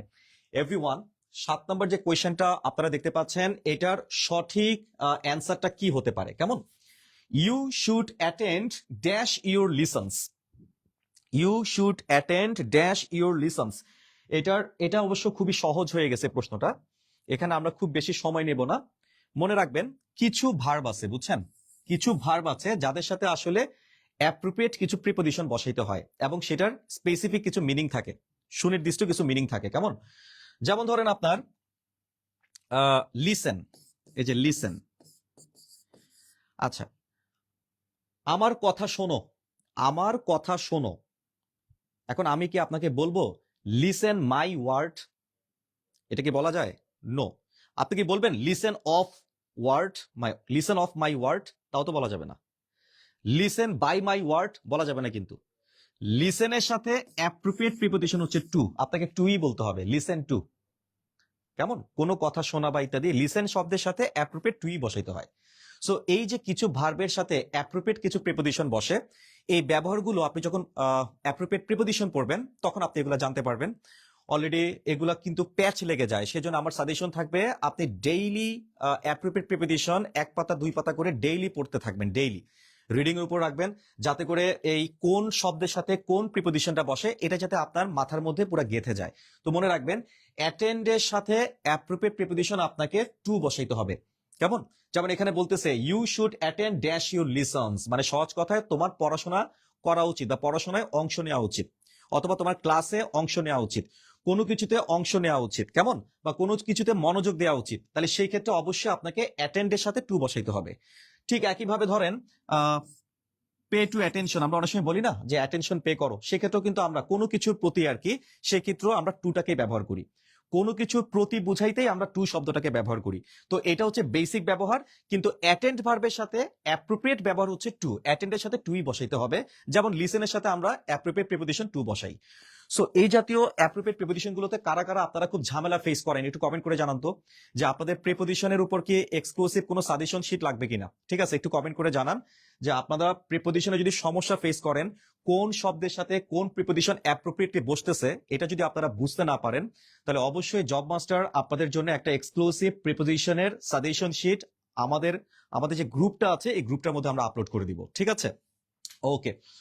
এবার আসেন আমরা চলে যাই আমাদের নেক্সট কোয়েশ্চেন নাম্বার 8। ঠিক আছে, আচ্ছা দেখা যাক এইটা আপনারা পারেন কিনা। বলেন তো, নাম্বারিং শব্দটার ভার্বটা কি হতে পারে? তার মানে আমরা একটা জিনিস বোধহয় এখন পর্যন্ত বুঝতে পারতেছি যে interchange of parts of speech এইটা কিন্তু প্রাইমারি হেড টিচার পরীক্ষার জন্য ইম্পর্টেন্ট। যে ওই শব্দের নাউন ফর্মটা কি, অমুক শব্দের ভার্ব ফর্মটা কি, অমুক ভার্বের অ্যাডজেক্টিভ ফর্মটা কি, অমুক অ্যাডজেক্টিভের অ্যাডভার্বিয়াল ফর্মটা কি, অমুক অ্যাডভার্বের নাউন ফর্মটা কি, কেমন? সো এই টাইপের যে interchange of parts of speech, এখান থেকে কিন্তু নিয়মিতভাবেই হেড টিচারের প্রশ্ন আসতো। আমরা 6 বছরের 6টা পরীক্ষা হয়েছে, 6টা পরীক্ষাতে আপনি এই টাইপের প্রশ্ন কিন্তু ফেস করবেন। ঠিক আছে, তো এই জন্য আমার সাজেশন থাকবে যে আপনারা interchange of parts of speech এই অধ্যায়টা একটু ভালো করে স্টাডি করবেন যে কোনো ইংরেজি বই থেকে। ঠিক আছে, যে কোনো ভালো মানের ইংরেজি বই থেকে। ঠিক আছে, একটু ভালো করে একটু স্টাডি করে নেবেন। আচ্ছা, নাম্বারিং শব্দটির ভার্ব হচ্ছে, আপনারা একটু কমেন্ট করে জানান তো কোনটা হতে পারে এটা সঠিক উত্তর। Thank you. আচ্ছা, এখানে আমি দেখতে পাচ্ছি এখানে মোসাম্মদ বর্ষা খুবই active, thank you. Mrittika Mirza খুবই অ্যাক্টিভ। ঠিক আছে, thank you very much Mrittika. আচ্ছা, আমির পদ্মজা কমেন্ট করছেন, thank you Amir Padmaja. Zainal Abedin comment করেছেন, থ্যাংক ইউ। আচ্ছা, থ্যাংক ইউ ভেরি মাচ। আচ্ছা, যাই হোক, এখানে মনে রাখবেন নাম্বারিং শব্দটার সঠিক ভার্ব হচ্ছে আপনার ইনিউমিরেট। এই যে অপশন নাম্বার ডি তে দেখতে পাচ্ছেন ইনিউমিরেট, কেমন? আচ্ছা, ইনিউমিরেট মানে ওই যে সংখ্যা বৃদ্ধি করা আর কি, সংখ্যা বৃদ্ধি করা, এটার ভার্বের ফর্মটা হচ্ছে ইনিউমিরেট। ওকে, আচ্ছা, তো যাই হোক, এবার আমরা চলে যাচ্ছি আমাদের নেক্সট কোয়েশ্চেন নাম্বার 9। ঠিক আছে, কোয়েশ্চেন নাম্বার 9 এ চলে আসছে। আচ্ছা, বলেন দেখি, I have to do it. আপনারা বোধহয় এখানে ভয়েসের প্রশ্ন একটু বেশি পাচ্ছেন, কারণ বেশি আসছে দেখে আমরা বেশি দিয়েছি। ভয়েসকে অ্যাভয়েড করার কোনো সুযোগ নাই। I have to do it, এবং প্রত্যেকটা দেখেন একটু ডিফারেন্ট টাইপের ভয়েস কিন্তু, কেমন? কারণ এখানে একটা মোডাল ভার্ব আছে, সেটা হচ্ছে হ্যাভ টু। আপনারা প্রত্যেকেই জানেন এই যে have to, have to, has to, had to, এদেরকে কিন্তু আমরা কি বলি বলেন দেখি? এদেরকে হচ্ছে আমরা বলি হচ্ছে এরা মোডাল অক্সিলারিজ। এদেরকে আমরা কি বলবো? এদেরকে আমরা বলবো হচ্ছে মোডাল অক্সিলারিজ। ঠিক আছে, এরা মোডাল ভার্ব, কেমন? এরা হচ্ছে মোডাল ভার্ব। যেমন হচ্ছে এই যে শ্যাল কিন্তু একটা মোডাল ভার্ব, তাই না? Shall, should modal verb, may might modal verb, will would modal verb. ঠিক সেরকম একটা মোডাল ভার্ব হচ্ছে হ্যাভ টু। ঠিক আছে, আচ্ছা, অনেকে এটাকে আবার মাস্টের সাথে গোলায় ফেলে। মাস্ট এবং হ্যাভ টু দুটার ব্যবহার দুই রকম কিন্তু। ঠিক আছে, দুটার একই রকম না। যে ইউ মাস্ট স্টাডি নাও আর you have to study now, দুটার মধ্যে পার্থক্য আছে। ঠিক আছে, তো যাই হোক, মোডালের পার্থক্যগুলো আমরা মোডালের ক্লাসে নিয়ে আলোচনা করবো ইনশাল্লাহ। আপাতত আমাকে যেহেতু ভয়েস চেঞ্জ করতে বলছে, যে হ্যাভ টু মানে মোডাল ভার্ব দ্বারা একটা ভয়েস আছে, আপনারা একটু কমেন্ট করে জানান দেখি এটা সঠিক উত্তরটা কি হতে পারে। একটু কমেন্ট করে আমাকে একটু জানাবেন যে এটা সঠিক উত্তরটা কি হতে পারে। এভরিওয়ান, এটা সঠিক উত্তরটা কি হতে পারে? আচ্ছা,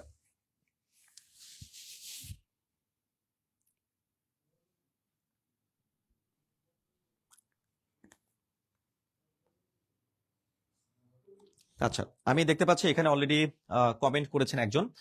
আচ্ছা, আমি আপনাকে একটা টেকনিক শিখাই দিই, আপনাদেরকে একটা টেকনিক শিখাই দিচ্ছি, তাহলে হয়তো আপনাদের এটা এই জাতীয় প্রশ্ন সলভ করতে আপনাদের আরো সহজ হবে। কিন্তু ছোট্ট একটা টেকনিক শিখাই দিচ্ছি, মনে রাখবেন।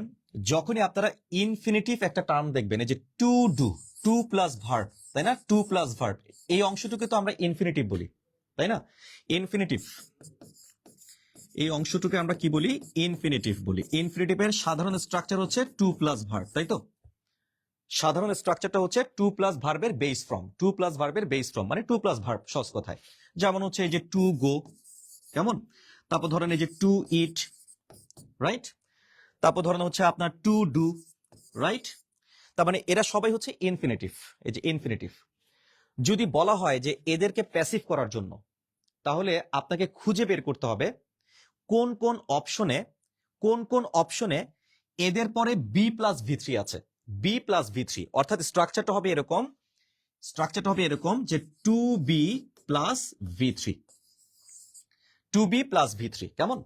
Two be plus V three, তার মানে যেই অপশনে to be plus V three আছে ওই অপশনগুলোকে আপনারা আলাদা করে ফেলবেন, কেমন? যেই অপশনে to be plus V three আছে সেই অপশনগুলো আপনারা কি করবেন? আলাদা করে ফেলবেন। ওকে, তাহলে আপনারা একটু দেখেন দেখি কোন অপশনে to be plus V three আছে। আমি দেখতে পাচ্ছি অপশন নাম্বার এতে to be plus V three আছে, দেখছেন এই যে to be plus V three.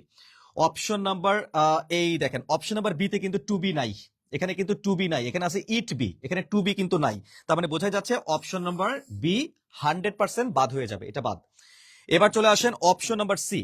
Option number C তে আবার এই যে to be plus V three আছে, দেখছেন এই যে to be plus V three আছে অপশন নাম্বার সি তে। আর অপশন নাম্বার ডি তেও দেখেন এই যে to be plus V three আছে, তাই না? দেখেন এই যে অপশন নাম্বার ডি তেও কিন্তু to be plus V three আছে কিন্তু। তাহলে ভাই আমরা তিনটা অপশনে to be plus V three পাইছি, রাইট? অন্তত একটা অপশন তো আমরা ঝামেলা মাথা থেকে কিন্তু ঝেড়ে ফেলছি। তিনটা অপশন, এখন এই তিনটা অপশনের মধ্যে শুরুর ভার্বটা খেয়াল করেন। আমাদের মেইন বাক্যে ভার্বটা ছিল কিন্তু হ্যাভ, তাহলে প্যাসিভ করলেও তো আমাকে এই হ্যাভ বা হ্যাজই রাখতে হবে, তাই না? যদি কোনো অপশনে হ্যাভ বা হ্যাজ না থাকে তাহলে সেটাও কাইটা দেন। যদি কোনো অপশনে হ্যাভ বা হ্যাজ না থাকে তাহলে ওইটাও কাইটা দেন। দেখেন অপশন নাম্বার সি তে কিন্তু দেখেন এখানে কিন্তু হ্যাভ বা হ্যাজ নাই, দেখছেন অপশন নাম্বার সি তে কিন্তু হ্যাভ বা হ্যাজ নাই, এখানে ইজ আছে। তার মানে আমি 100% নিশ্চিত অপশন নাম্বার সিও বাদ। দেখছেন কত চমৎকার ভাবে প্রশ্ন বিশ্লেষণ করে ইনস্ট্যান্ট আপনার অ্যান্সার বের করা যায়। আপনি কিন্তু আপনার বেসিক অ্যাপ্লাই করেও কিন্তু রুলস মুখস্থ না করেও মানে বেসিক অ্যাপ্লাই করেও কিন্তু অনেক সময় সঠিক উত্তর বের করতে পারবেন। তো পুরোপুরি রুলস এর উপর ডিপেন্ডেন্ট থাকলে কিন্তু আপনার অনেক সময়ও চলে যাবে, আবার অনেক সময় কিন্তু আপনি শুধু রুলস দিয়ে সঠিক উত্তর বের করতে ঝামেলায় পড়বেন। তো যাই হোক, আমাদের এখন হাতে আছে মাত্র দুইটা অপশন, অপশন নাম্বার এ আর অপশন নাম্বার ডি। এখন এই দুইটা অপশনের মধ্যে আমরা কোনটা নেব? ঠিক আছে, দুইটা অপশনের মধ্যে আমরা কোনটা নেব? সো আপনারাই বলেন। ওই প্যাসিভ ভয়েস করলে কিন্তু সাধারণত ওই যে দ্বারা দিয়া কর্তৃক, মানে আমার দ্বারা কাজটা করা হয়েছে, দ্বারা দিয়া কর্তৃক, আমরা কিন্তু প্যাসিভ ভয়েসে সাধারণত বাই এই প্রিপজিশনটাকেই বসিয়ে থাকি, তাই না? প্যাসিভ ভয়েসে সাধারণত বাই এই প্রিপজিশনটাকে আমরা বসিয়ে থাকি। অপশন নাম্বার এ তে তাকায় দেখেন এখানে কিন্তু টু মি আছে, এখানে কিন্তু বাই মি কিন্তু নাই। যেহেতু আপনাকে বলছে প্যাসিভ ভয়েস বের করার জন্য, প্যাসিভে যেহেতু সাধারণত বাই বসাইতে হয়, দ্বারা দিয়া কর্তৃক বোঝাইতে যেহেতু বাই বসাইতে হয়, সো আমি এখানে বাই বসাবো, আমি টু বসাবো না।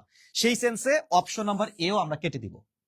তাহলে আপনারা বুঝতেই পারতেছেন সব দিক বিবেচনা করে এখানে সঠিক উত্তর কোনটা? সঠিক উত্তর হচ্ছে অপশন নাম্বার এই দেখেন D, it has to be done by me. প্রশ্নের সমাধানটা বা বিশ্লেষণটা আপনাদের কেমন লাগলো একটু কমেন্ট করে আমাকে একটু জানান। যে এই যে আমরা যে সলভ করতেছি, স্টাডি করতেছি, আপনাদের কি ভালো লাগছে কিনা বা আপনাদের কাজে আসতেছে কিনা আমাকে একটু জানাবেন। আর সাথে সাথে আপনারা খাতার মধ্যে নোটগুলো নিচ্ছেন কিনা, খাতায় কি নোটগুলো লিখে রাখতেছেন কিনা, আমি যে টেকনিকগুলো শেয়ার করতেছি এগুলো কি খাতায় লিখতেছেন কিনা সেটাও আমাকে একটু কমেন্ট করে একটু জানান। এভরিওয়ান একটু কমেন্ট করে একটু জানান। ওকে, প্রত্যেকে একটু কমেন্ট করেন, কমেন্ট করে একটু জানান। ওকে ওকে, আসেন আমরা এখন আমাদের পরের কোয়েশ্চেন্সে আমরা একটু চলে যাব। কোয়েশ্চেন নাম্বার 10, ঠিক আছে? কোয়েশ্চেন নাম্বার 10 দেখেন 10 নম্বর প্রশ্নে কি আছে? You say to me you do not do your, এখানে you do not do your duty, এইটার ইনডিরেক্ট স্পিচটা বের করতে বলা হয়েছে, তাই তো? এর আগে আমরা ন্যারেশনের যে প্রশ্নটা সলভ করছিলাম সেখানে বলা হয়েছিল ডিরেক্ট স্পিচ বের করতে, তাই না? এর আগেও তো আমরা একটু ন্যারেশনের প্রশ্ন সলভ করলাম আজকের ক্লাসে। আর এখন যেটা দেয়া হয়েছে এখানে ডিরেক্ট দেয়া আছে, এটার ইনডিরেক্ট স্পিচটা বের করতে বলা হচ্ছে। তো আসেন আমরা এটার ইনডিরেক্ট স্পিচটা একটু বের করার চেষ্টা করি। ঠিক আছে, এটার ইনডিরেক্ট স্পিচটা আমরা একটু বের করার চেষ্টা করি। সঠিক উত্তর কোনটা ফার্স্টে আমাকে একটু কমেন্ট করে একটু জানান। সঠিক উত্তরটা আমাকে একটু কমেন্ট করে জানান। আচ্ছা, ফারুক হোসেন রাজু লিখেছেন, অসাধারণ sir, thank you very much Faruk Hossain Raju, ধন্যবাদ আপনাকে। মৃত্তিকা মির্জা লিখেছেন, জি স্যার ভালো লাগছে, থ্যাংক ইউ ভেরি মাচ। কি আমাকে ভালো লাগছে না ক্লাসটা ভালো লাগছে সেটা একটু কমেন্ট করে একটু জানান।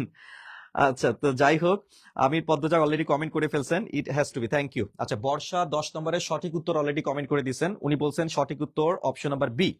আচ্ছা, জয়নাল আবেদিন কমেন্ট করছেন সঠিক উত্তর অপশন নাম্বার ডি, মানে অপশন নাম্বার 4। একজন বি বলছে, একজন ডি বলছে। ঠিক আছে, আসলে সঠিক উত্তর কোনটা? আসলেই সঠিক উত্তর কোনটা আসেন সেটা তো আমাদেরকে এখন একটু বুঝে বের করতে হবে, একটু অ্যানালাইসিস করে বুঝে শুনে তারপর সঠিক উত্তরটা বের করতে হবে। তো এই জন্য আমরা একটু সময় নেই, একটু কমেন্ট করে জানান যে সঠিক উত্তরটা কি হতে পারে। ঠিক আছে, এভরিওয়ান সঠিক উত্তরটা একটু কমেন্ট করে জানান। ওকে, আচ্ছা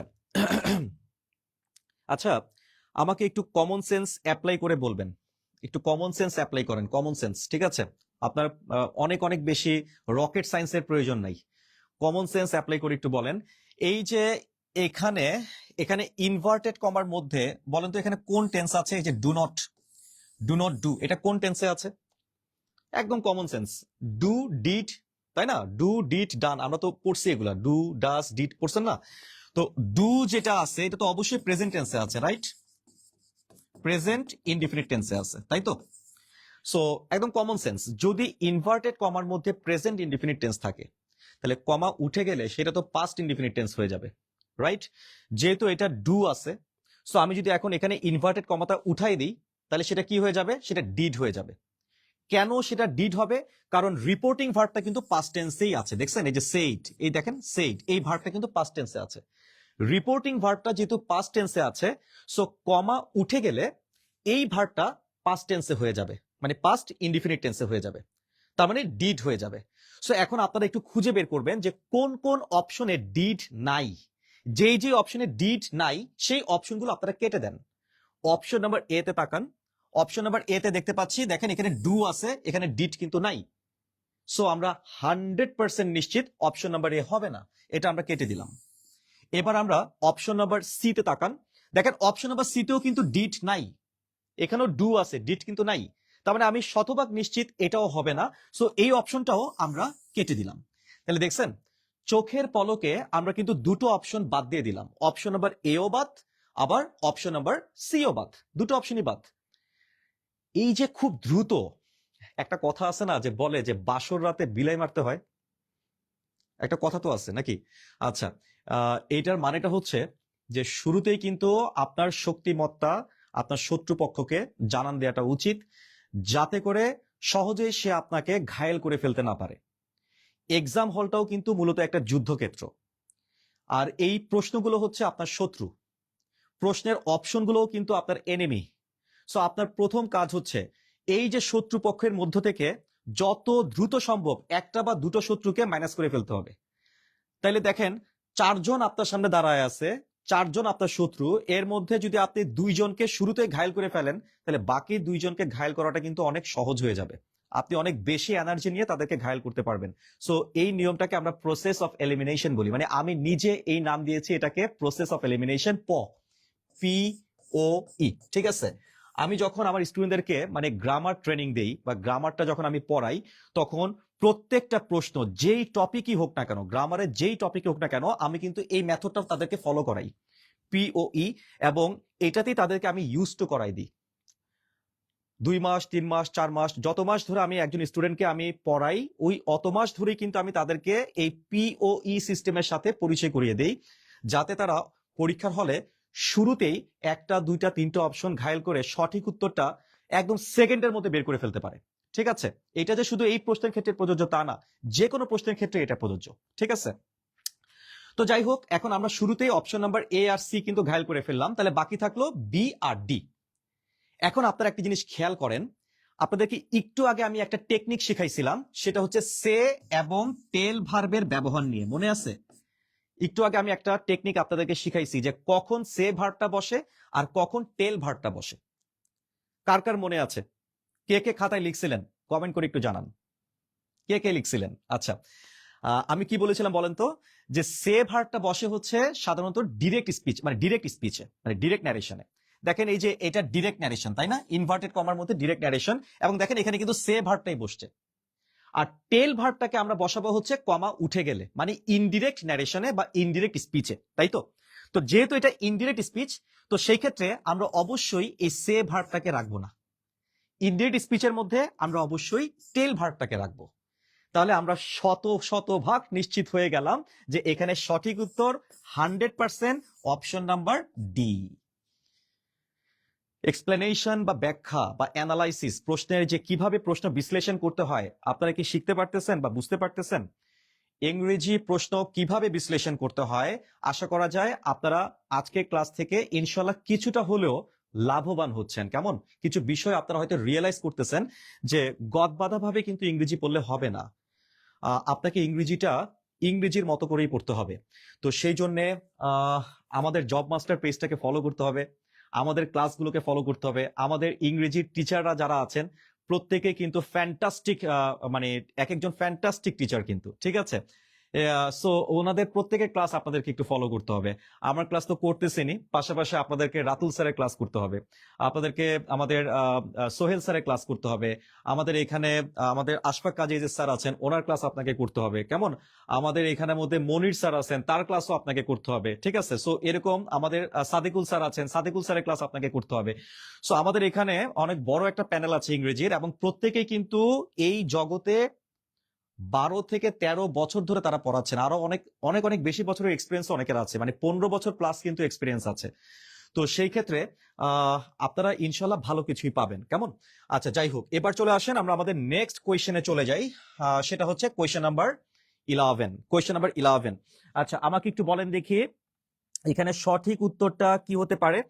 আচ্ছা, আচ্ছা, এখানে মৃত্তিকা মির্জা কমেন্ট করছেন, আপনাকেও ভালো লাগছে, আপনার ক্লাসও ভালো লাগছে, thank you, oh my God, much obliged. আচ্ছা, থ্যাংক ইউ। আচ্ছা, তো যাই হোক, এখন আমাকে একটু কমেন্ট করে একটু জানান যে এটা সঠিক উত্তরটা কি হতে পারে। Which sentence is correct? কোন সেন্টেন্সটা সঠিক? 11 নম্বর কোয়েশ্চেন, কোন সেন্টেন্সটা সঠিক একটু কমেন্ট করে একটু জানান। আচ্ছা, এখানে লেখা আছে হি অ্যাপিয়ার্ড এট দ্য এক্সামিনেশন। আচ্ছা, একটা কথা একটু বলে রাখি, মনে রাখবেন,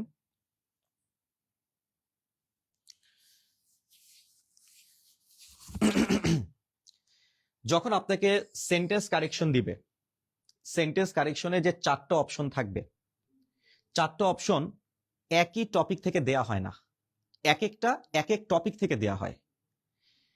যেমন ধরেন এই যে অপশন নাম্বার বি তে যেটা আছে, এটা কম্পারেটিভ,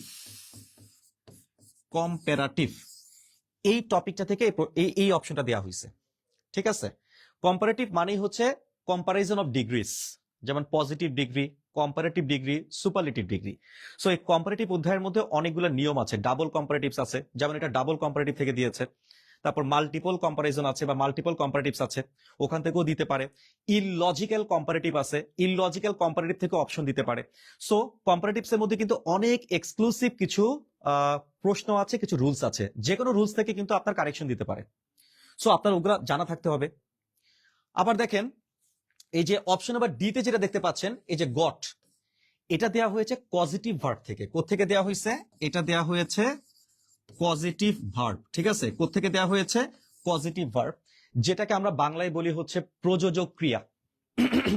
পজিটিভ ভার্ব, এটাকে আমরা বাংলায় কি বলি? আমরা বাংলায় বলি প্রযোজক ক্রিয়া। সো আপনার তো জানা থাকতে হবে পজিটিভ ভার্ব আসলে কাজটা কি, পজিটিভ ভার্ব হিসেবে কারা কারা বসে, পজিটিভ ভার্ব যারা বসতেছে তাদের স্ট্রাকচারগুলো কেমন হয়।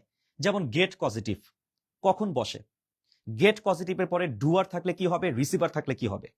হ্যাভ পজিটিভ, এটা কখন হয়, হ্যাভ পজিটিভের পরে ডুয়ার থাকলে কি হবে, রিসিভার থাকলে কি হবে। মেক পজিটিভ কখন ফাংশন করে, লেট পজিটিভ কখন ফাংশন করে, এগুলো তো আপনাকে জানতে হবে। তার মানে এই পজিটিভের দেখেন অনেকগুলো আইটেম, এর মধ্যে এই গেট আইটেম থেকে প্রশ্নটা দিয়েছে। সো আপনার যদি ওই সংশ্লিষ্ট টপিকটা ভালো করে পড়া না থাকে, তাহলে আপনি কারেকশনটা করবেন কিভাবে, আপনি বুঝবেন কিভাবে যে কোথায় ভুল আছে। তার মানে আমি যেটা বলতে চাচ্ছি আর কি, যে কারেকশন মানে কিন্তু জাস্ট একটা টপিক না, যে আমি এই পার্টিকুলার কয়েকটা নিয়ম পড়লাম, ফিক্সড আমি 10টা 20টা 30টা রুলস মুখস্থ করলাম, বাস আমার কারেকশন হয়ে গেল। নো, কারেকশন একটা বিশাল বড় বিষয়, যে প্রিপোজিশন থেকে ভুল করে দিতে পারে, তার মানে প্রিপোজিশন রিলেটেড কারেকশনও হইতে পারে, গ্রুপ ভার্বের কারেকশন থাকতে পারে, ইভেন ফ্রেজ এন্ড ইডিয়মস এই টাইপের কারেকশনও দিতে পারে। সো আপনাকে একটু বুঝতে হবে। যেমন এখানে অপশন নাম্বার বি, এটা আমরা 100% নিশ্চিত এটা বাদ, কারণ যারা ডাবল কম্পারেটিভ পড়ছেন তারা জানেন যে স্ট্রাকচারটা হচ্ছে the plus comparative comma the plus comparative. অথচ এখানে কমার পরে কিন্তু আরেকটা দি থাকার কথা ছিল, যেটা এখানে নাই। যদি এরকম হইতো the more he gets the more he wants, যদি দা কথাটা এখানে থাকতো তাহলে আমি অপশন নাম্বার বিটা রাখতাম, কিন্তু যেহেতু এখানে দি কথাটা নাই, সো আমি অপশনটা কেটে দিব, সিম্পলি এটা বাদ। আবার অপশন নাম্বার ডিতে আসেন। অপশন নাম্বার বিতে এই যে গেট দেখতে পাচ্ছেন, গেটের পরে দা ওয়ার্ক, এটা হচ্ছে রিসিভার। এখন ডুয়ার কি রিসিভার কি এটা তো আর আজকের ক্লাসে আপনাকে আমি বুঝাইতে পারবো না, কারণ ওই সময়টা আপনারও নাই আমারও নাই আজকের ক্লাসে। কেমন? কারণ এই পজিটিভ ভার্বের জন্য কিন্তু আমার 1.5 ঘন্টা সময় লাগবে, বা 1 ঘন্টা সময় আপনাকে পুরোটা সময় ধরে পুরো কনসেপ্ট আপনাকে বুঝাইতে হবে। পজিটিভ ভার্ব কিন্তু একটা সেপারেট লেকচার, কিন্তু বুঝতে পারছেন এটা একটা গ্রামাটিক্যাল টপিক, এবং এটা আপনাকে বুঝতে গেলে অবশ্যই একটা কমপ্লিট লেকচারে আপনাকে অংশ নিতে হবে। কেমন? Shortcut, there is no shortcut to success. যেমন অনেকে মুখস্থ করে যে গেটের পরে বস্তু থাকলে ভার্বের পাস্ট পার্টিসিপল হয়, গেটের পরে ব্যক্তি থাকলে ইনফিনিটিভ হয়। ব্যক্তি বস্তু দিয়ে কখনো পজিটিভ ভার্ব সলভ করতে যাবেন না। হ্যাবের পরে ব্যক্তি থাকলে বেস ফ্রম হয়, হ্যাবের পরে বস্তু থাকলে পাস্ট পার্টিসিপল হয়, এভাবে কখনো পজিটিভ শিখতে যাবেন না। পজিটিভ শিখতে হলে অবশ্যই ডুয়ার এবং রিসিভারের কনসেপ্ট আপনাকে বুঝতে হবে। কেমন? তা না হলে ব্যক্তি বস্তু দিয়ে যদি আপনি পজিটিভ ভার্ব শিখতে যান, আপনি দেখবেন যে আপনার 90% হয়তো আপনার মিলে যাবে, 10% মিলবে না, যেই 10% আপনি পরীক্ষায় পাবেন। তার মানে যেগুলো পরীক্ষায় আসবে, ঠিক আছে, ওগুলো যদি একদম কনফিডেন্সের সাথে সলভ করতে চান, তাহলে অবশ্যই আপনাকে ডুয়ার রিসিভার কনসেপ্টটা আয়ত্ত করতে হবে, যেটা আমি পজিটিভ ভার্বের নিয়মিত লেকচারে আমি আলোচনা করবো ইনশাল্লাহ। আচ্ছা, এবং এই যে ধারাবাহিক ক্লাস টপিকগুলোর কথা বলছি, এই ধারাবাহিক আলোচনা কিন্তু আমাদের পেইড ব্যাচে ইনশাল্লাহ থাকবে। আপনাদের যদি আগ্রহ থাকে, তাহলে আপনারা চাইলে আমাদের শুধু গ্রামারের কোর্সও আছে, আপনারা চাইলে শুধু গ্রামারের কোর্সও কিন্তু আপনারা চাইলে ভর্তি হতে পারেন। শুধু গ্রামারের কোর্স, শুধু গ্রামারের কোর্সের ফিও কিন্তু অনেক মানে রিজনেবল ফি, মাত্র 1050 টাকা সম্ভবত এখন। আচ্ছা, তো যাই হোক, সো এখানে গেট পজিটিভের পরে যেহেতু রিসিভার আছে, তাহলে এখানে হওয়া উচিত ছিল V3, মানে এখানে বলা উচিত ছিল ডান, অথচ এখানে আছে বিং। সো বুঝতেই পারতেছেন এটা এমনিতেই ভুল, ঠিক আছে। আচ্ছা, আর হি রাইট উইথ ইঙ্ক, এভাবে আসলে হয় না, রাইটের পরে কোনো কিছু লেখা উইথ বোঝায় না। কেমন? আচ্ছা, যে কারণে আপনার হচ্ছে এটার অ্যাপ্রোপ্রিয়েট প্রিপোজিশন, মানে প্রিপোজিশনটা এখানে ভুল, এই কারণে আমরা এটা কেটে দিলাম, এটা প্রিপোজিশন রিলেটেড সমস্যা।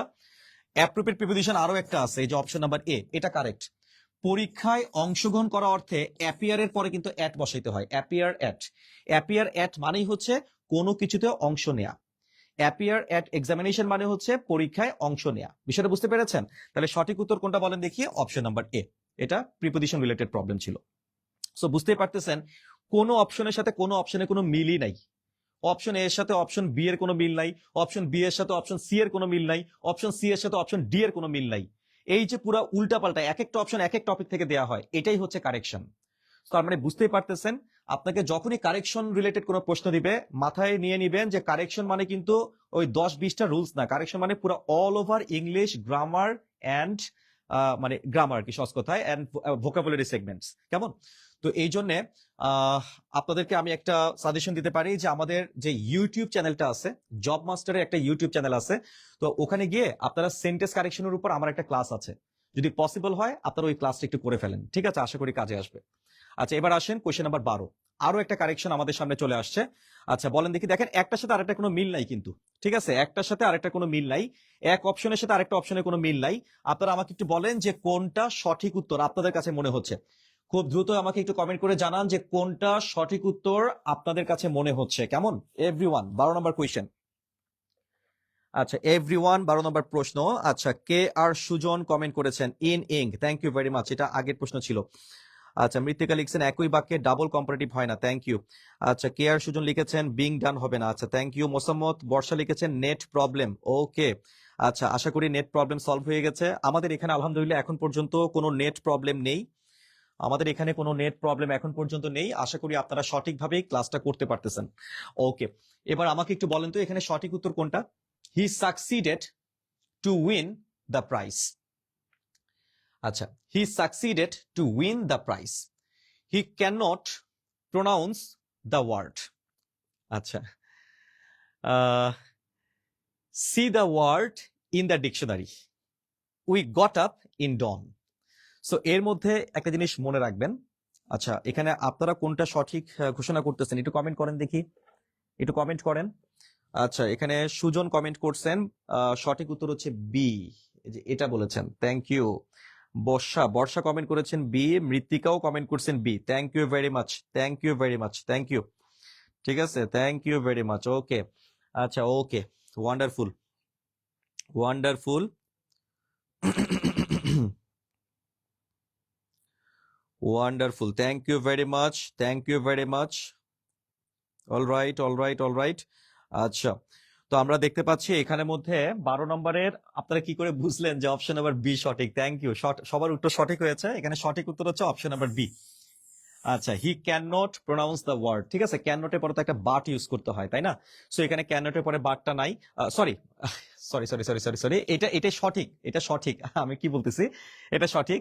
হি can not pronounce the word, can not but না, sorry, he can not pronounce the word, অর্থাৎ সে ওয়ার্ডটাকে উচ্চারণ করতে পারতেছে না। আমরা নর্মালি জানি যে কোনো কিছু উচ্চারণ করা, কেমন উচ্চারণ করা, এই উচ্চারণ করা এই অর্থে কিন্তু আমরা এই শব্দটাই ব্যবহার করি, প্রোনাউন্স। ঠিক আছে, প্রোনাউন্স মানেই হচ্ছে কোনো কিছু উচ্চারণ করা আর কি। ঠিক আছে, প্রোনাউন্সিয়েশন বলি না আমরা, প্রোনাউন্সিয়েশন মানেই হচ্ছে উচ্চারণ, সহজ কথায় শব্দের সঠিক উচ্চারণ। তার মানে ওয়ার্ডের সাথে অ্যাপ্রোপ্রিয়েট এখানের মধ্যে যেই শব্দটা বসার কথা ছিল সেটাই কিন্তু বসছে, কেমন? তার মানে এটা ঠিকই আছে। আর আমি যেটা একটু আগে বলছিলাম ক্যান নট বাট, এই যে ক্যান নট বাট যেটা, কেমন, এই ক্যান নট বাটটা ব্যবহার করা হয় যে আমি না করেই পারলাম না। যেমন ধরো আমি যদি বলি যে আমি না হেসেই পারলাম না, সেই ক্ষেত্রে আমি বলবো হচ্ছে এটা, যে আই ক্যান নট বাট লাফ, আই ক্যান নট বাট লাফ, এর মানে হচ্ছে আমি না হেসেই পারলাম না। সো এরকম আরেকটা ব্যবহার আছে যে can not help, can not help হলে পরে আবার আইএনজি বসাইতে হয়। যেমন আমি না হেসেই পারলাম না, আই ক্যান নট হেল্প লাফিং, আই ক্যান নট হেল্প লাফিং। সো ওই ব্যবহার আর এই ব্যবহার কিন্তু এক না, দুইটা আলাদা বিষয় কিন্তু। ঠিক আছে, সো এখানে যেহেতু উচ্চারণের বিষয় আসছে, তাহলে আমাকে এই যে প্রোনাউন্স, এটা নর্মালি বলতে হবে যে সে শব্দটা প্রোনাউন্স করতে পারে না, নর্মালি এটা বলতে হবে, এখানে নর্মালি বলা হয়েছে। আচ্ছা, আর এখানে সাকসিডের সাথে অ্যাপ্রোপ্রিয়েট প্রিপোজিশন ঠিক নাই, ইন বসাইতে হবে, কেমন, সাকসিডেড ইন উইনিং বলতে হবে। সো এখানে প্রিপোজিশনটা ঠিক নাই, এটা ভুল। আর ডিকশনারিতে শব্দ খোঁজা, ডিকশনারিতে শব্দ খোঁজা অর্থে কখনোই আমরা সি ভার্বটাকে বসাবো না। ঠিক আছে, এখানে আমরা কাকে বসাবো, এখানে আমরা এই যে লুক আপ, মনে রাখবেন লুক আপ শব্দের মানেই হচ্ছে ডিকশনারিতে শব্দ খোঁজা, এবং এইটা কিন্তু একটা গ্রুপ ভার্ব। আপনারা জানেন লুকের কিন্তু অনেকগুলা গ্রুপ ভার্ব হয়। যেমন ধরেন আমি যদি লুকের সাথে অ্যাট বসাই, লুক অ্যাট, এর মানে হচ্ছে কারো দিকে তাকায় থাকা। আবার ধরেন আমি লুকের সাথে ওভার বসাইলাম, এই যে লুক ওভার, লুক ওভার মানে কোনো কিছু অগ্রাহ্য করা। আবার ধরেন আমি লুকের সাথে ইনটু বসাইলাম, এই যে লুক ইনটু, লুক ইনটু মানে হচ্ছে কোনো কিছু তদন্ত করা, লুক ইনটু কোনো কিছু তদন্ত করা। আবার ধরেন আমি লুকের সাথে আফটার বসাইলাম, লুক আফটার। ঠিক আছে, লুক আফটার কোনো কিছু দেখা আর কি, কেমন, অনুসন্ধান করা বা ইত্যাদি। সো লুকের সাথে এক এক প্রিপোজিশন বসাইলে এক একটা অর্থ প্রদান করে, এটাকে ফ্রেজাল ভার্ব বলে। ফ্রেজাল ভার্বেরই আপনারা যে নামটা জানেন সেটা হচ্ছে গ্রুপ ভার্ব। মানে আপনারা গ্রুপ ভার্ব বলতে যাদেরকে চেনেন তাদেরই আধুনিক নাম হচ্ছে ফ্রেজাল ভার্ব। ঠিক আছে, সো লুকের ফ্রেজাল ভার্ব গুলো যদি আপনার জানা থাকে তাহলে কিন্তু খুব সহজে এটার অ্যান্সার করতে পারতেন। সো আপনি বুঝতেই পারতেছেন যে মানে ভোকাবুলারি সেগমেন্ট থেকেও কিন্তু আপনার কারেকশন দেওয়া হয়। আমি একটু আগে আপনাকে বলছিলাম না যে preposition, phrase and idioms, even আপনার হচ্ছে গ্রুপ ভার্ব বা মানে ফ্রেজাল ভার্ব, ওগুলোও কিন্তু কারেকশনের অপশনে দেওয়া থাকতে পারে। সো কারেকশন মানে শুধু গ্রামাটিক্যাল টপিক না, কারেকশন মানে হচ্ছে এরকম ওয়ার্ড বেস, এরকম ওয়ার্ড বেসও হতে পারে, তারপর হচ্ছে আপনার প্রিপোজিশন বেসড হতে পারে, গ্রুপ ভার্ব বেসড হতে পারে, আবার গ্রামার বেসড হতে পারে। ঠিক আছে, অর্থাৎ মিক্স করে দিবে পুরো গ্রামার এবং ভোকাবুলারি বা মানে মেমোরাইজিং আইটেম পুরোটা মিলেই হচ্ছে আপনার কারেকশন হয়। ঠিক আছে, আচ্ছা, এনিওয়ে এবার আমরা চলে আসি কোয়েশ্চেন নাম্বার 13। আরো একটা কারেকশন আমরা এখানে পেয়েছি, বলেন দেখি এখানে সঠিক উত্তরটা কি হতে পারে, কোয়েশ্চেন নাম্বার 13। আচ্ছা, আমরা আর দুটো প্রশ্ন সলভ করে ইনশাল্লাহ আজকে ক্লাসটা আমরা ক্লোজিং করে দিব। ঠিক আছে, আমরা আজকে আর দুটো প্রশ্ন সলভ করব, তারপরে আমরা ক্লাসটা ক্লোজিং এ চলে যাব। খুব দ্রুত আপনারা আমাকে একটু বলেন যে এটা সঠিক উত্তরটা কি হতে পারে। He gave me some advice, question number 13, সঠিক উত্তরটা একটু কমেন্ট করে জানান যে সঠিক উত্তরটা কি হতে পারে। মনে রাখবেন এই যে অ্যাডভাইস, অ্যাডভাইস, অ্যাডভাইস এটা কিন্তু একটা আনকাউন্টেবল নাউন। ঠিক আছে, অ্যাডভাইস এটা মনে রাখবেন, এটা দুটো বিষয় আছে, একটা হচ্ছে অ্যাডভাইস, ADVISE, দেখেন এই যে SE অ্যাডভাইস, আর আরেকটা হচ্ছে ADVICE অ্যাডভাইস। সতর্ক থাকবেন, যদি আপনার এভাবে থাকে অ্যাডভাইস, এই যে এডিভিআই এস যদি থাকে এস, এটা হচ্ছে ভার্ব। কেমন? অ্যাডভাইস মানে উপদেশ দেয়া, এটা হচ্ছে ভার্ব। কেমন? যেমন ফাদার অ্যাডভাইসড মি, এই যে এস দিয়ে লিখতে হবে। আপনি কিন্তু এই যে সি দিয়ে বলতে পারবেন না যে ফাদার অ্যাডভাইসড মি, এটা বলা যাবে না। বরঞ্চ আপনি বলতে পারেন যে father gave me some advice, এই যে এটা বলতে পারেন। সাম হচ্ছে একটা ডিটারমিনার, আর ডিটারমিনারের পরে কিন্তু নাউন বসাইতে হয়। সো ডিটারমিনার প্লাস নাউন, অথবা এটাকে আপনি অ্যাডজেক্টিভও বলতে পারেন যে অ্যাডজেক্টিভ প্লাস নাউন। ঠিক আছে, এভাবেও আপনি বলতে পারেন। সো যেহেতু আমার এখানে নাউন দরকার, দেখেন এই যে সঠিক নাউন ফর্মটাই কিন্তু এখানে আছে, সি কিন্তু আছে, এখানে কিন্তু ভার্ব নাই। তার মানে বুঝতে পারতেছেন অপশন নাম্বার এ কিন্তু এটা কারেক্ট অবস্থায় আছে। যেহেতু আপনার কাছে কারেক্ট চাইছে, আমি অপশন নাম্বার এতেই কারেক্ট পেয়ে গেছি। তার মানে বোঝা যাচ্ছে বাকি প্রত্যেকটার মধ্যে কোথাও না কোথাও ভুল আছে। যেমন এই যে এখানে answer requested for my help, এখানে শব্দ Anwar requested for my help. আচ্ছা, রিকোয়েস্ট ফর শব্দটা এখানে ভুলভাবে প্রিপোজিশন বসাইছে। তারপর দেখেন I am very better today, very এবং বেটার দুইটা আবার একসাথে কিভাবে বসে।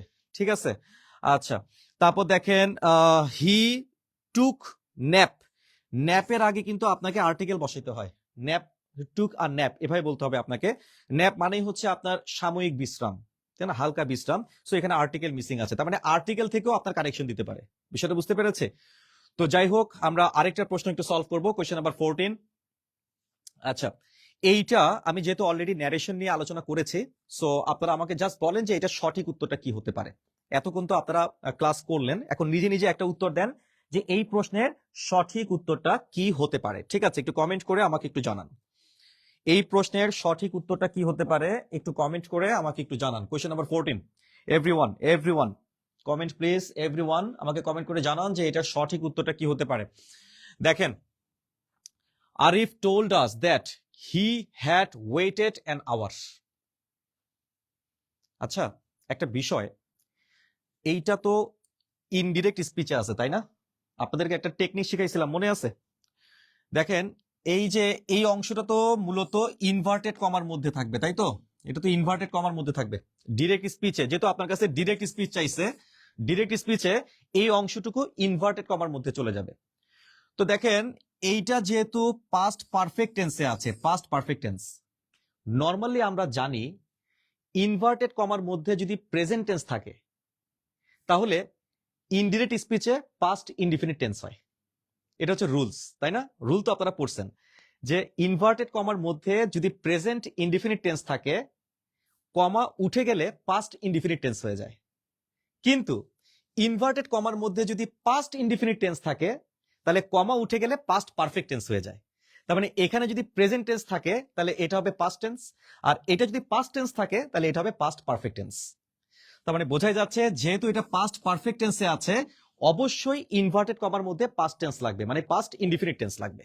সো আমরা একটু খুঁজে বের করব যে ইনভার্টেড কমার মধ্যে কোন কোন অপশনে পাস্ট ইনডিফিনিট টেন্স আছে, কোন কোন অপশনে পাস্ট ইনডিফিনিট টেন্স আছে। আপনারা একটু খুঁজে বের করেন এবং একটু কমেন্ট করেন, একটু খুঁজে বের করেন এবং একটু কমেন্ট করেন। এভরিওয়ান, এই যে মৃত্তিকা মির্জা অলরেডি কমেন্ট করে ফেলছেন, থ্যাংক ইউ ভেরি মাচ মৃত্তিকা, ওকে থ্যাংক ইউ। আচ্ছা, একটু কমেন্ট করে আমাকে জানান যে এখানে সঠিক উত্তর কোনটা হতে পারে। এভরিওয়ান, অপশন নাম্বার এ তে একটু তাকান। দেখেন অপশন নাম্বার এ তে কিন্তু এই যে দেখেন এখানে ওয়েটেড, ও মাই গড, আমি অপশন নাম্বার এ তে কিন্তু পাস্ট ইনডিফিনিট পাইয়া গেছি। দেখেন এই যে ওয়েটেড পাস্ট ইনডিফিনিট টেন্স পাইয়া গেছি কিন্তু, তার মানে তো সঠিক উত্তর পেয়েই গেলাম। আচ্ছা, অপশন নাম্বার এখানে দেখেন পাস্ট ইনডিফিনিট কিন্তু নাই, দেখছেন এখানে আছে প্রেজেন্ট পারফেক্ট কন্টিনিউয়াস, পুরো উল্টা পাল্টা। তার মানে এটা আমরা শুরুতেই কেটে দিব। অপশন নাম্বার এখানে আবার দেখেন এখানে আবার মোডাল ভার্ব নিয়ে আসছে, হ্যাড টু, ঠিক আছে, মোডাল ভার্ব নিয়ে আসছে, তার মানে এটাও আমরা কেটে দিব। আবার এখানে প্রেজেন্ট টেন্স নিয়ে আসছে, এই যে প্রেজেন্ট টেন্স, হ্যাভ হচ্ছে present tense, present perfect tense, তার মানে এটাও আমরা কেটে দিব। চোখের পলকে আমরা তিনটে অপশন কেটে নিশ্চিতভাবে আমরা সিলেক্ট করব option number A, and that is the correct answer. তো যাই হোক, ন্যারেশন সলভ করাটা মূলত একটা কিন্তু শিল্প, মানে একটা আর্ট কিন্তু।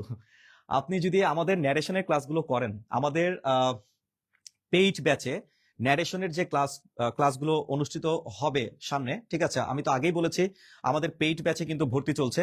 শুধু গ্রামারের জন্য আলাদা আমাদের ব্যাচ রয়েছে, শুধু লিটারেচারের জন্য আলাদা ব্যাচ আছে, grammar plus literature combined batch আছে। আবার ধরেন সকল বিষয় মানে প্রাইমারি মাস্টার ব্যাচও আমাদের আছে, বাংলা ইংরেজি জিকে সহ সকল বিষয়, ঠিক আছে, মাস্টার ব্যাচও আমাদের আছে। সো আপনি যেই ব্যাচেই ভর্তি হন না কেন, ইংরেজির ক্লাস যখন আসবে, ইংরেজির ক্লাসগুলো আমরা এমন ভাবে সাজিয়েছি আমরা কোনো টপিকই বাদ দেই নাই। অর্থাৎ গ্রামারের এ টু জেড, মানে ইংরেজি grammar and literature A to Z সবগুলো তো রেখেছি, পাশাপাশি মেমোরাইজিং আইটেমগুলোও কিন্তু আমরা রাখছি। মেমোরাইজিং মানে হচ্ছে ওই যে ভোকাবুলারি, সিনোনিম, অ্যান্টোনিম, প্লাস হচ্ছে ওয়ার্ডের ব্যবহার, তাই না? একই ওয়ার্ড মাল্টিপল ওয়ার্ড হিসেবে ব্যবহৃত হয়, ওগুলার ব্যবহার, প্রেপোজিশনের উপর এক্সক্লুসিভ টেকনিক, এক্সক্লুসিভ ক্লাস, ঠিক আছে? গ্রুপ ভার্বের উপর exclusive technique, exclusive class. Phrase and idioms এর উপর হচ্ছে আপনার র্যান্ডম পড়া দেয়া এবং পড়া নেয়া, কেমন? তারপর হচ্ছে অ্যানালজি, এটা কিভাবে সলভ করবেন, ঠিক আছে, ওটার কৌশল, ওটার উপর এক্সক্লুসিভ ক্লাস। দেন হচ্ছে আপনার ওই যে সিনোনিম, অ্যান্টোনিম, পড়া দেয়া পড়া নেয়া, ঠিক আছে, অ্যাপ্রোপ্রিয়েট প্রিপোজিশন, পড়া দেয়া পড়া নেয়া, এগুলো সবই কিন্তু একদম খুব গোছানো ভাবে হচ্ছে আমাদের পেইড ব্যাচে। সো যারা শুধু ইংরেজি কোর্সটা করতে চান তাদের জন্য আমাদের একটা মেসেজ থাকবে যে আমরা আগামী 7ই আগস্ট থেকে কিন্তু ইংরেজি ব্যাচের ক্লাস শুরু করব। আর আগামীকালকে মানে 4ই আগস্ট আমাদের একটা ওরিয়েন্টেশন ক্লাস আছে, ইংলিশ পেইড ব্যাচের ওরিয়েন্টেশন ক্লাস আছে, ওইটাতেও আপনারা চাইলে ভর্তি হতে পারেন। আচ্ছা, এটা ছাড়াও যারা প্রাইমারি রেগুলার কোর্সে ভর্তি হবেন তারা চাইলেও আপনারা পেজে নক দিতে পারেন, ঠিক আছে?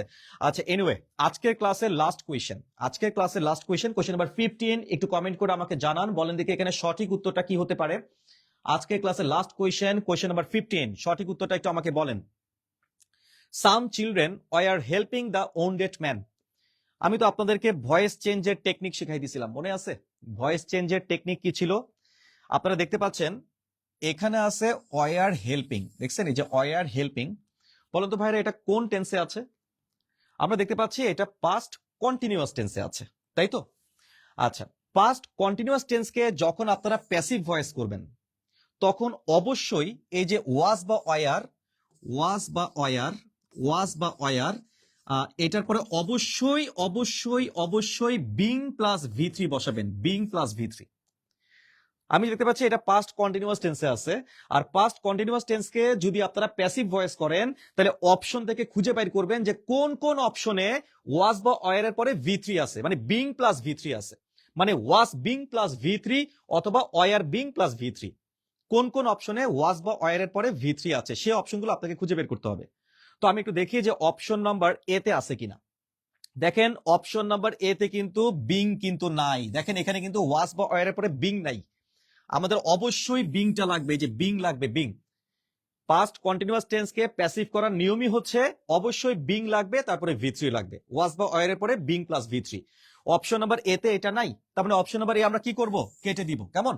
অপশন নাম্বার বি তে যান, অপশন নাম্বার বি তো দেখেন এখানে বিং কিন্তু নাই, দেখেন এই যে ওয়াজ হেল্পিং সরাসরি এখানে মানে অ্যাক্টিভ ভয়েস বসাই দিছে, বিং কিন্তু নাই, তার মানে এটা আমরা কি করব, কেটে দিব। অপশন নাম্বার সি তে যান, দেখেন অপশন নাম্বার সি তে কিন্তু ওয়াস এর পরে বিং আছে, বিং এর পরে ভি3 আছে, পাইছেন সবাই? দেখেন ওয়াস আছে, ওয়াস এর পরে বিং আছে, বিং এর পরে ভি3 আছে, ওয়াস বিং প্লাস ভি3। তার মানে আমি কিন্তু 100% নিশ্চিত হয়ে গেলাম যে এটাই অ্যান্সার হতে যাচ্ছে। তারপরও লাস্টের অপশনটার দিকে তাকান, লাস্টের অপশনও কিন্তু ওয়াজ বা ওয়ার এর পরে বিং প্লাস ভি3 কিন্তু নাই, দেখেন এখানে কিন্তু বিং নাই। যেহেতু এখানে বিং নাই, সো এই অপশনটা আমরা কি করব, আমরা কেটে দিব। তাহলে সব দিক অ্যানালাইসিস করে যে 3টা অপশন কনফিডেন্সের সাথে আমরা কেটে দিতে পারছি, কারণ আমরা টেকনিকটা জানি যে অ্যাক্টিভ ভয়েসে কি থাকলে প্যাসিভ ভয়েসে কি হবে, অপশন থেকে কোনটা কোনটা বাদ দিতে হবে, এই কৌশলগুলো আমরা জানি। এবং যারা যারা এগুলা প্রপারলি আপনারা রপ্ত করতে পারবেন, সঠিকভাবে এগুলা যারা যারা মাথায় রাখতে পারবেন, ইনশাআল্লাহ আপনারা দেখবেন যে খুব সহজে খুব দ্রুতভাবে আপনি কোয়েশ্চেন কিন্তু অ্যান্সার বের করে নিয়ে আসতে পারবেন। সো প্রাইমারি প্রধান শিক্ষক নিয়োগ পরীক্ষা যেহেতু খুব শীঘ্রই অনুষ্ঠিত হতে যাচ্ছে, আমি আপনাদের উদ্দেশ্যে আজকে ক্লাসের লাস্ট মেসেজ দিয়ে দিচ্ছি। পরীক্ষার্থী সংখ্যা 7 লক্ষ প্লাস।